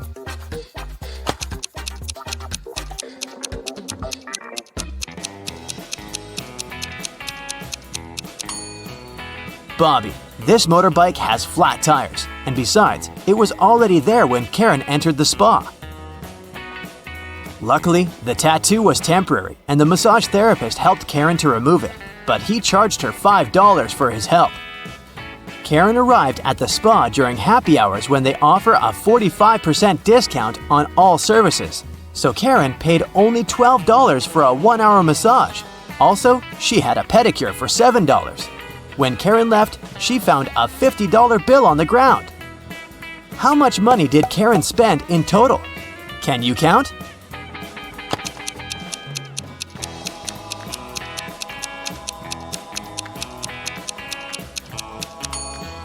Karen spent a total of $24. As for this $50 bill, it's fake, so it doesn't make any difference. Karen brings her clothes to the local laundry owned by 3 sisters. She returns to pick up her stuff in 5 hours. Unfortunately, someone has burned her favorite dress with an iron. Karen gets furious and questions the sisters. Mia says, "I didn't iron today. It must be Pia." Pia says, "Nah, I was planting roses in the garden all day. It must be Gia." And Gia says, "I don't know who's guilty because I've been away all day." Who burned Karen's dress?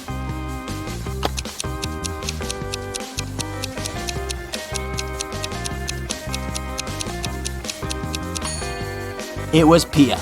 Take a look at the garden. Can you see any roses? Exactly. Karen returns to her hotel room and finds a huge bouquet in a vase. The note says, "Love, your secret admirer." Karen calls the reception to find out more.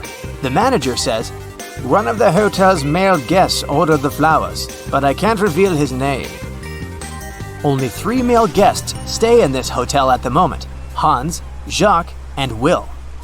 Karen meets them all at the beach and spots her secret admirer right away. Do you have any clue who it might be?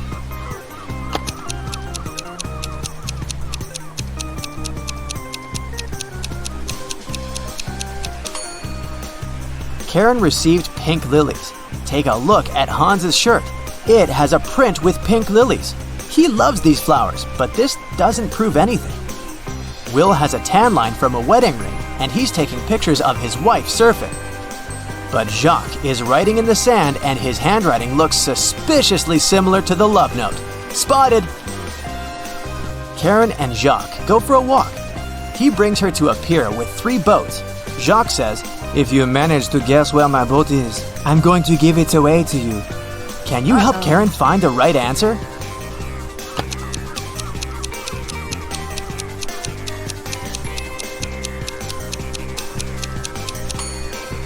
Someone's sleeping on the second boat, but this doesn't mean that the person is the owner. The third boat is called Jacques, but this name is quite popular. Let's take a closer look at the first boat. Can you see the red trousers on a hanger? They match perfectly with Jacques' jacket. Therefore, this is his boat. It's a beautiful morning. Megan wants to have a quick breakfast before work, but she only has 3 identical apples. Only one of them is safe to eat, while the other 2 are poisoned. Can you help her choose the best option?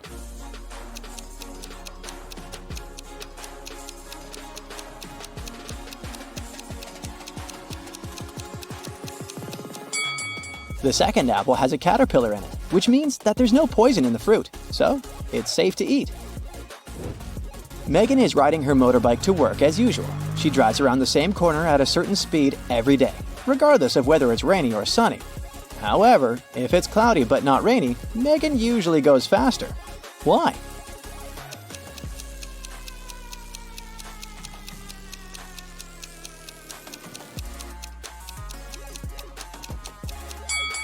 There's a car wash on that corner. On rainy days, wet roads reduce traction. On sunny days, water from the car wash makes the road wet and causes the same effect. But if the weather forecast says there's a chance of rain, the car wash gets few clients, and thus the road stays dry. That's why Megan passes the area faster. Megan is sitting in her office. Suddenly, a delivery guy enters the room holding a cardboard box. He sits down near Megan.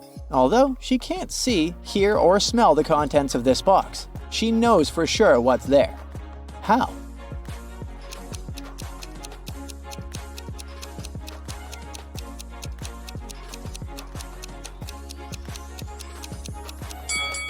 Megan is allergic to cats. She began to experience the symptoms of her allergy. Megan is looking out of the office window. She sees a pile of pebbles, a carrot, and a pipe laying together in the middle of a garden. Any idea what happened here?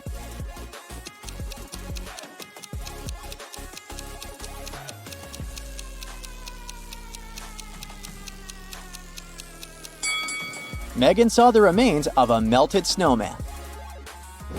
Megan's boyfriend Stan sends her a selfie. She immediately realizes that he cheated. How did she know?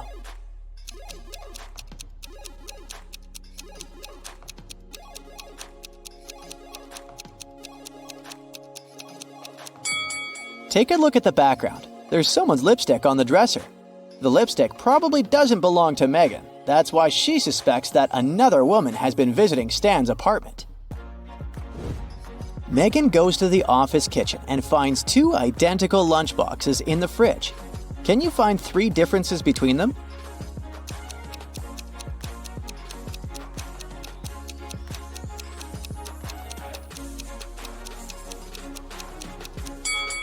Here they are. Megan's coworker Sarah claims that one of the lunchboxes belongs to her. Can you guess which one?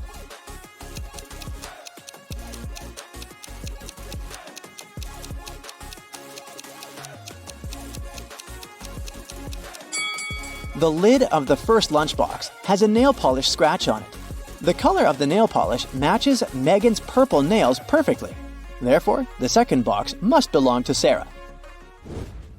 Megan's task is to find a rental beach house for her boss. She finds 3 available options. Can you help Megan choose the best one?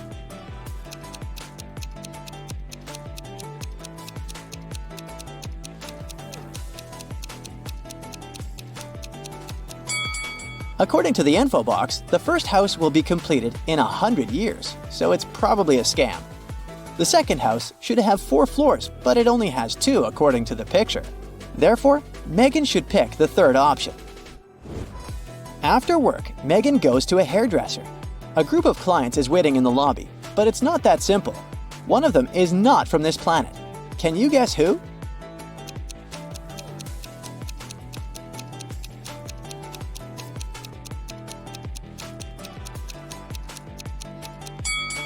It's the First Lady. An Earthling would hardly drink shampoo. Megan asks her hairdresser to dye her hair red. They apply the hair dye, wait a precise amount of time, and then wash it off. Oh no! Megan's hair is green! She interrogates 3 suspects. The hairdresser says, Honey, I have no idea what happened. I did everything according to instructions. The cleaning lady says, I didn't approach your hair dye. I'm allergic to all sorts of hair products. And the manager says, I'm so sorry, miss. Someone must have confused the packages with hair dye. Who's lying?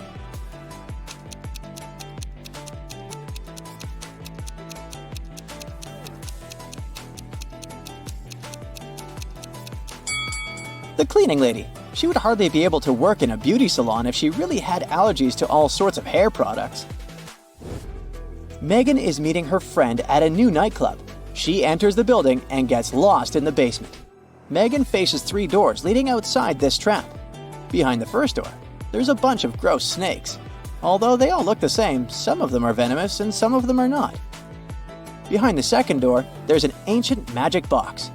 Anyone who dares open this box will be cursed. And there's a tunnel full of hungry guard dogs behind the third door. Which way is more or less safe?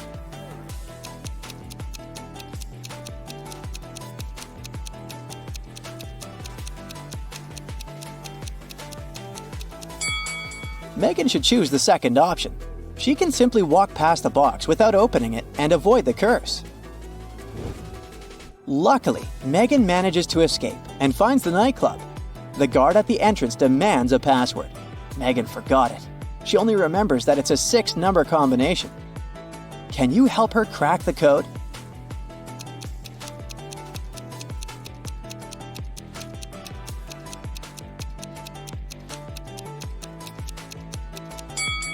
Take a look at the numbers written on the wall. Megan needs some lateral thinking here. The hint shows 3 4s, 7 1s, and 2 7s. So the code is 3 4 7 1 2 7. Finally, Megan enters the party. She spots a famous influencer among the guests, Rob. Megan approaches and asks for a selfie. He agrees, but in the middle of the photo shoot, Rob suddenly faints. The police figure out that he's been poisoned. They question 3 witnesses. Rob's wife, Ashley, says, We're both on a juice diet. Rob and I only drank 1 juice all day long. I feel okay. I have no idea what happened to him. Rob's manager, Stella, says, I only talk to Rob once a day. He borrowed my earbuds because he forgot his own at home. And Daniel, Rob's brother, says, Rob couldn't stand the juice diet, so I secretly treated him to some sugar-free organic cookies. I hope it's not my fault. Who poisoned Rob?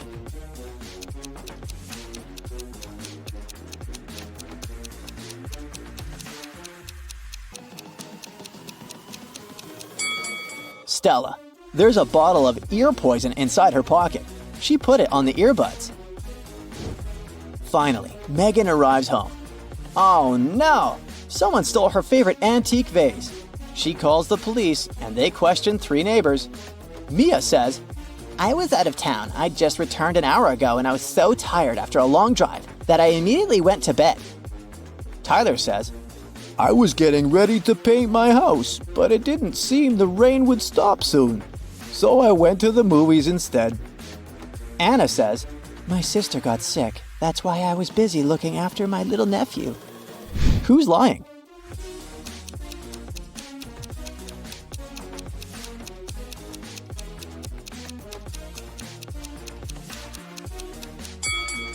It was Mia. It's been raining for the whole day. If she'd returned home just an hour ago, the road under her car would be wet. Megan joins the local running marathon. All the participants run the same distance. Each gets ranked according to their own unique result. Megan turns out to be both the 50th fastest and the 50th slowest runner. How many runners are there in the marathon?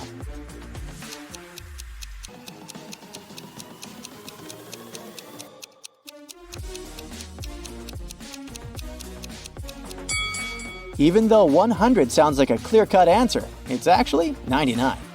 Megan is the 50th in the sequence from 1 to 50 of the fastest runners.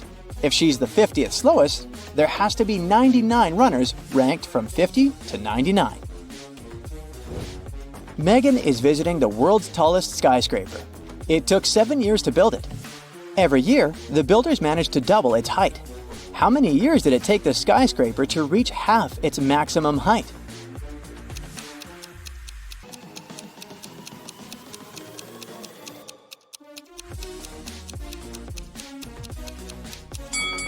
Six years.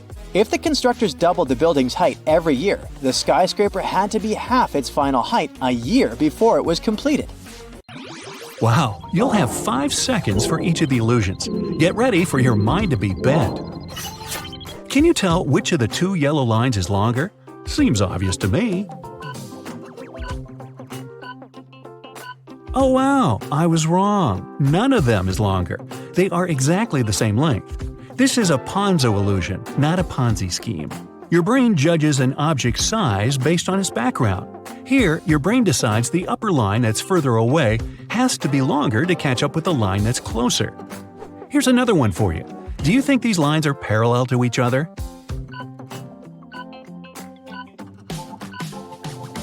Yep, they perfectly are. Again, your brain judges them based on their surroundings.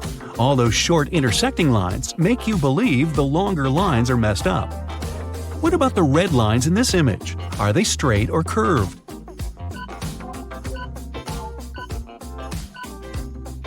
This is the herring illusion. The seemingly curved lines are perfectly straight and parallel to each other. The background makes you think otherwise. How many colors can you see here?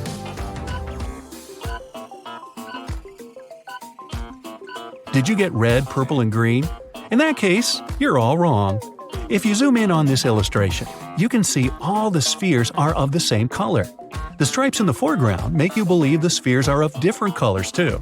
If you remove that foreground from the image, you'll see all the spheres are beige. Welcome to Ames' room. Nothing is impossible here. Which of these 2 people do you think is larger?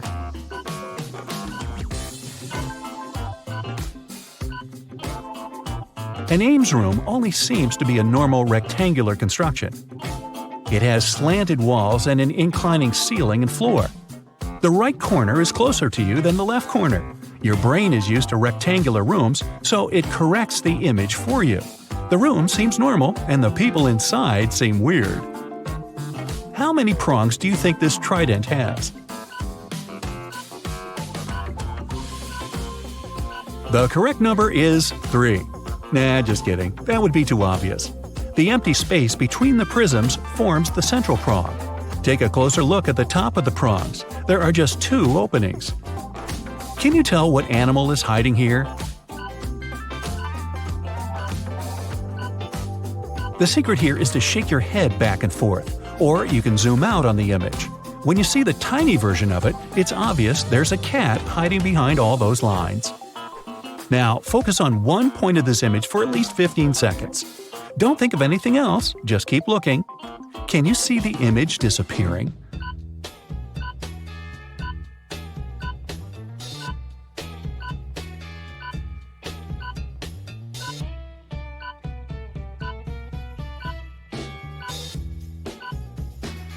It happens because the neurons in your brain filter information. They decide what's essential and what's useless. When you focus on one point, your brain receives no new information. Your peripheral vision takes new data from the surrounding white background and adapts the graphic to it. Here's the next illusion for you. Can you tell if the circles are moving or standing still?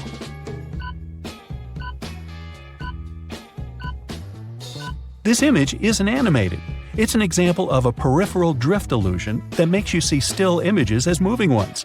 When you stare at one part of the image without blinking, that part stops moving. Can you count all the black dots in this image?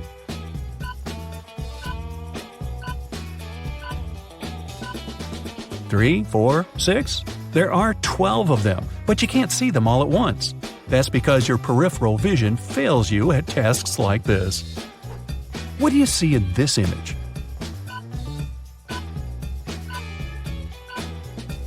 If you're sure there are some lines and a light blue circle in the middle, you're wrong. The background is entirely white. You see the non-existent light blue circle because your brain adds color into the bare negative spaces. What about this one? What colors are these funky shapes? Just like in the previous illusion, they're all empty and white. That's a watercolor illusion. Your brain fills in the shape that has a bright line and a darker line at its borders with a brighter color. Now, can you tell if this image is 3D? It's perfectly flat. The white shade in the middle creates the bulge effect.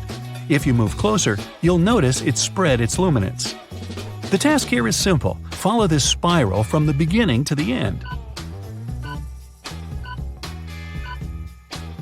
Gotcha! You can't do it, because this spiral isn't a spiral. It's made up of concentric circles. Your brain fills in the gaps for you because it's confused by this crazy background. Can you tell which rectangles are darker?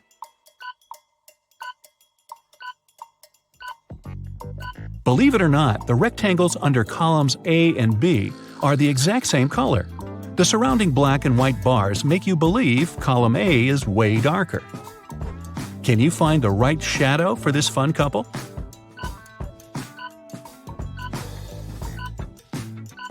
No, it's this one. Only one of the locks is unlocked. Can you spot it in 5 seconds?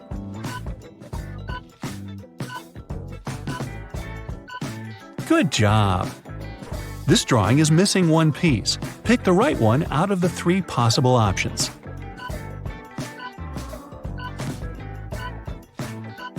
Well done! There's a little mouse hiding somewhere between the mushrooms. Your task is to find it.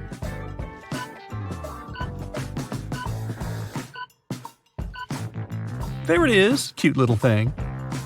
One of these jellyfish can't swim because it's an air balloon. Can you see it?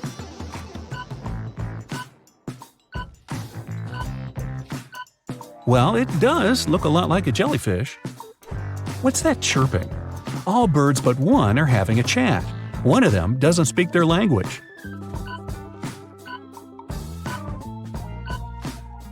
It's a snail right here. I'd love to have some coffee. Please help me find it.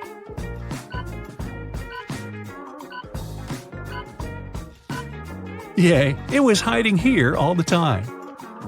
All penguins look alike, but one is more special than the others. Can you spot it?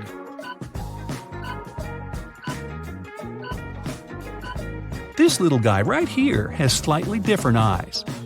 Let's take it one level up. Can you find the odd one out here?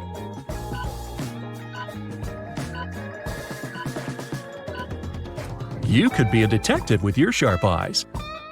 One of these plants is slightly different from the others. You have 5 seconds to find it.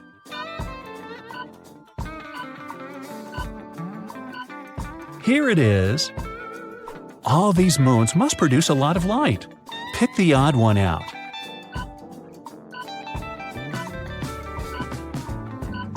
I knew it. How about a little safari? The zebra on the right is different from its pal on the left in 5 ways. Can you name them all?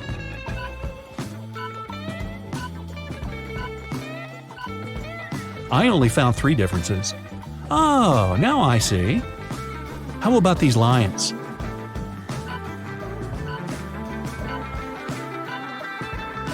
Again, there are 5 not-so-obvious differences between them. Did you get them all? What about these antelopes?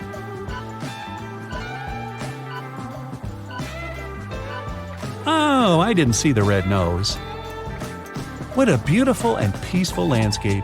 It's different from the one on the left in 5 ways. Name them all.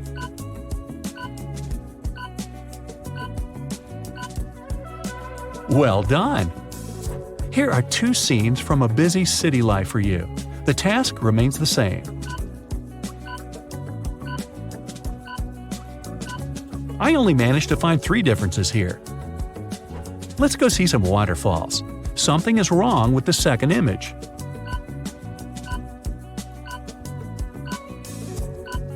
I got it. What about you? The fall is my favorite season. Can you notice 5 ways these pictures don't match?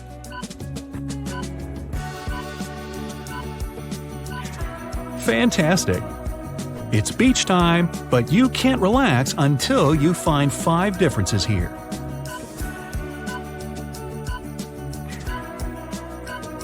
Well, enjoy your well-deserved rest. Alright, enough. Moving on. What you see in the next images can tell a lot about your personality. Let's start with this one.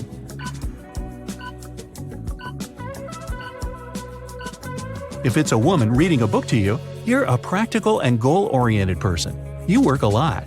You're great at planning and know how to keep your emotions under control. Those who notice Salvador Dali's face, first of all, are artists at heart. Even if your job doesn't have to do with creativity, you find your own ways to express yourself through drawing, writing, or music. If you noticed an armchair first, you never look for easy and obvious solutions in your life. You always surprise everyone else with your unique vision of the world. How about this one? What do you see here? If they're women with umbrellas to you, you've plenty of friends because you're open-minded and mix with new people easily. You enjoy spending time surrounded by others and share everything with them. If it's a sad man's face to you, you're wise beyond your years. Sometimes you need to stop and think about life. At these moments, you prefer to be alone. You don't have that many friends, but you're loyal and always ready to help them. Alright, what can you say about this image?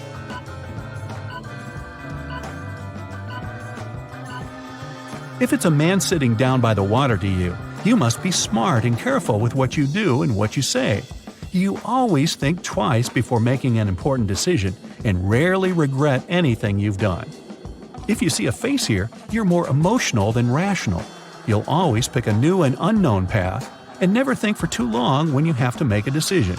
It's easy to make you cry or smile, but you get over things quickly as well. Here's another illusion for you.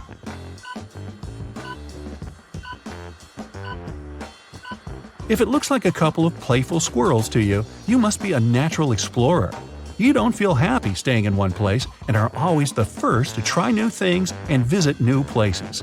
You're active, charismatic, and fun to be around. If you clearly see a woman's face here, you prefer to stick to the plan and don't like surprises. You're a natural leader and great at delegating tasks to others. They respect you and follow your lead. What about this one? If it looks like a lifeless forested area to you, you're most likely better at sciences than at arts. You can fix any gadget, or at least carefully follow the instructions to one of those.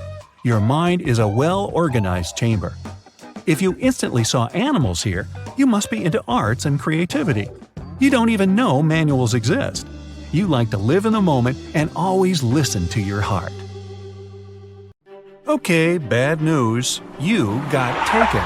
No time to explain. Let's just get out of here. So you find yourself in a dark cell with a dirt floor and a small window at twice your height. There's no food or water, but there's a shovel. Why did they leave the shovel? Don't ask me, I don't know. Just be happy you have it. However, you can't dig your way out because the walls go a long way underground. So, how do you get out?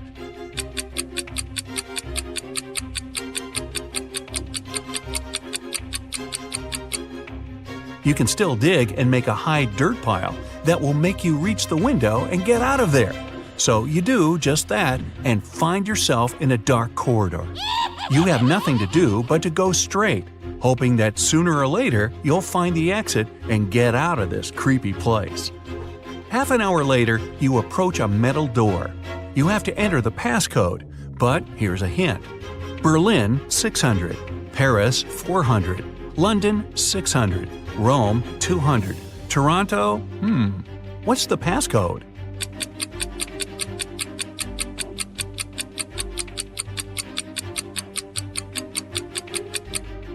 Each consonant in the word gives 200 points, while each vowel takes away 100 points.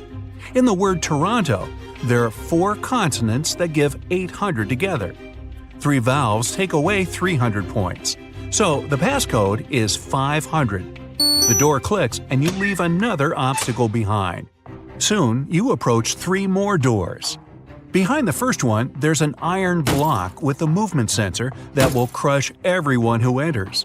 Behind the second door, there's an electric shocker that never misses. Behind the third door, there's broken glass all over the floor. Which way do you choose?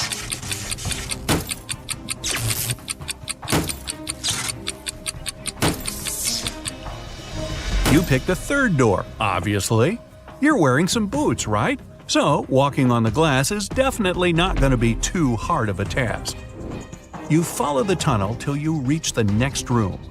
As you step in there, a metal cage falls down from the ceiling and traps you inside. However, there are 3 buttons there. The red button will open the cage, but it'll also open a door with a hungry lion.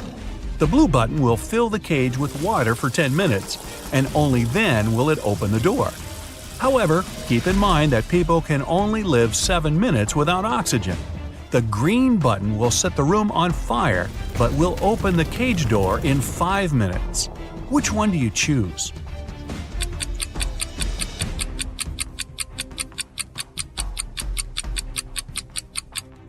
You should choose the blue button. The water won't be able to fill the cage because it will just splash outside. You'll only have to wait 10 minutes until the door opens, and you'll be able to get out safely. You turn right and immediately bump into a huge guard. Your heart skips a beat and you get paralyzed with fear.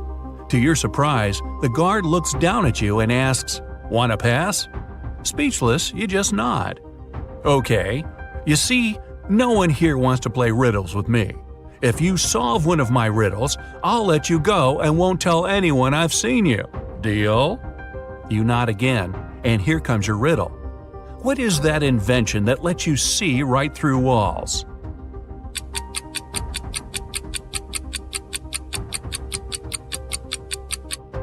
That's a window, of course. The guard smiles and says, "Beware of the vampires." Then he moves aside, letting you go. Wow, that was close. And vampires? This gives you chills, but you have to keep moving and get out.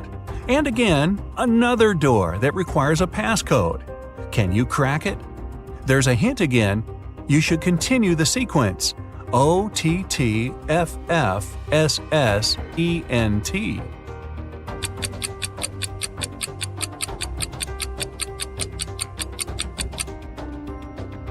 Each of these letters is the first letter of the numbers. O for 1, T for 2, T for 3, then 4, 5, and so on. The last stands for 10, so the next 4 are ETTF, 11, 12, 13, and 14. Yep, that's correct. The door clicks open. Move! You get into a huge dark room. All the light comes from the candles the room is filled with. The problem is that there are 4 ways, and again, you don't know which one to take. Suddenly, each of the doors opens and 4 people walk into the room. There are 2 men, 1 woman, and 1 teenage girl. They all say they're prisoners too, and the other 3 are vampires. Who do you trust?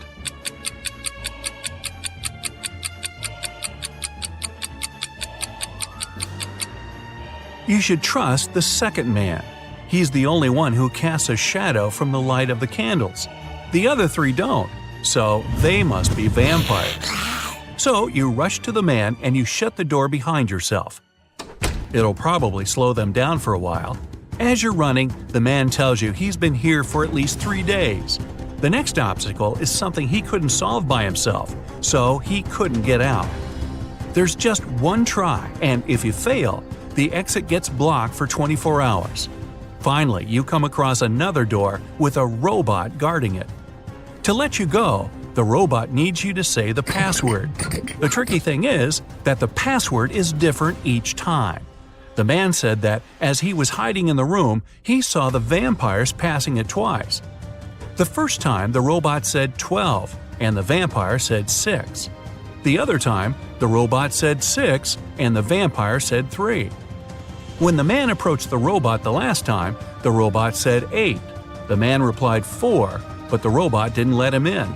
The door got blocked, so it wasn't the right answer. You nod and approach the robot. The robot says 4. What is your answer?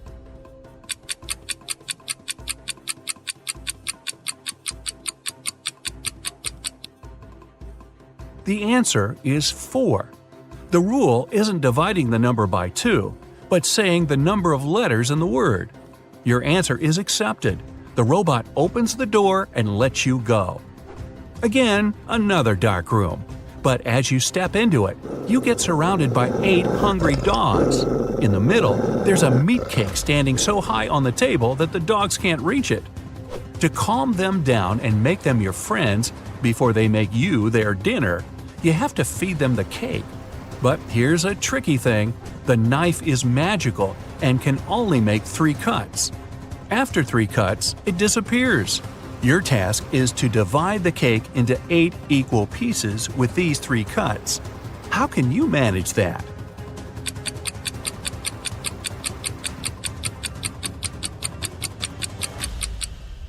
With 1 cut, you cut the cake in half and get 2 pieces. Then you make another perpendicular cut and get 4 pieces.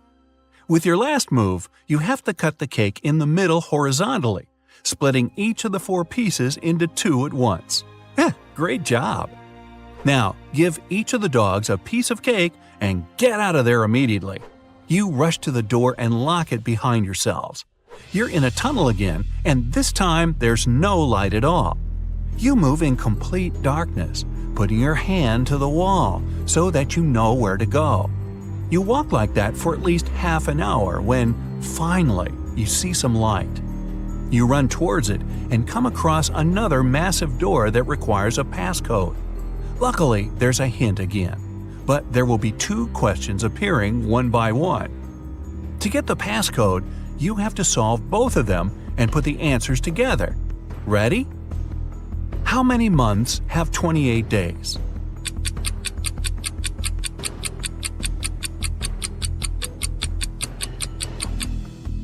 All 12 of them, obviously. Okay, next one. Here's the sequence of letters. S, M, H, D, W. What are the other 2 letters?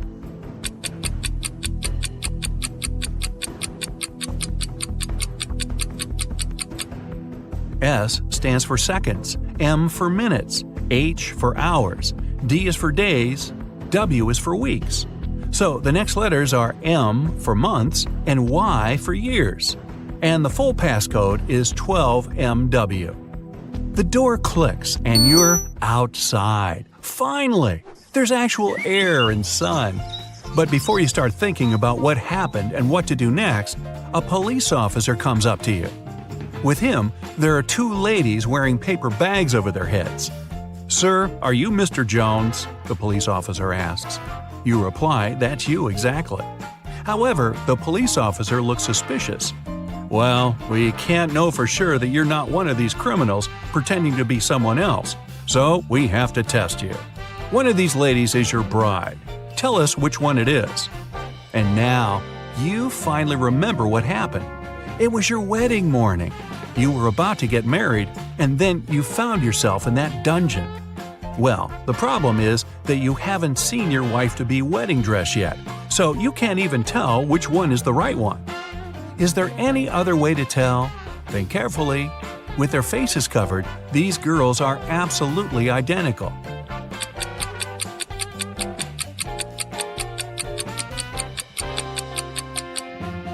You didn't need much time. You notice that one of the girls is wearing a wedding ring already. However, you and your bride aren't married yet, so she's not supposed to have one.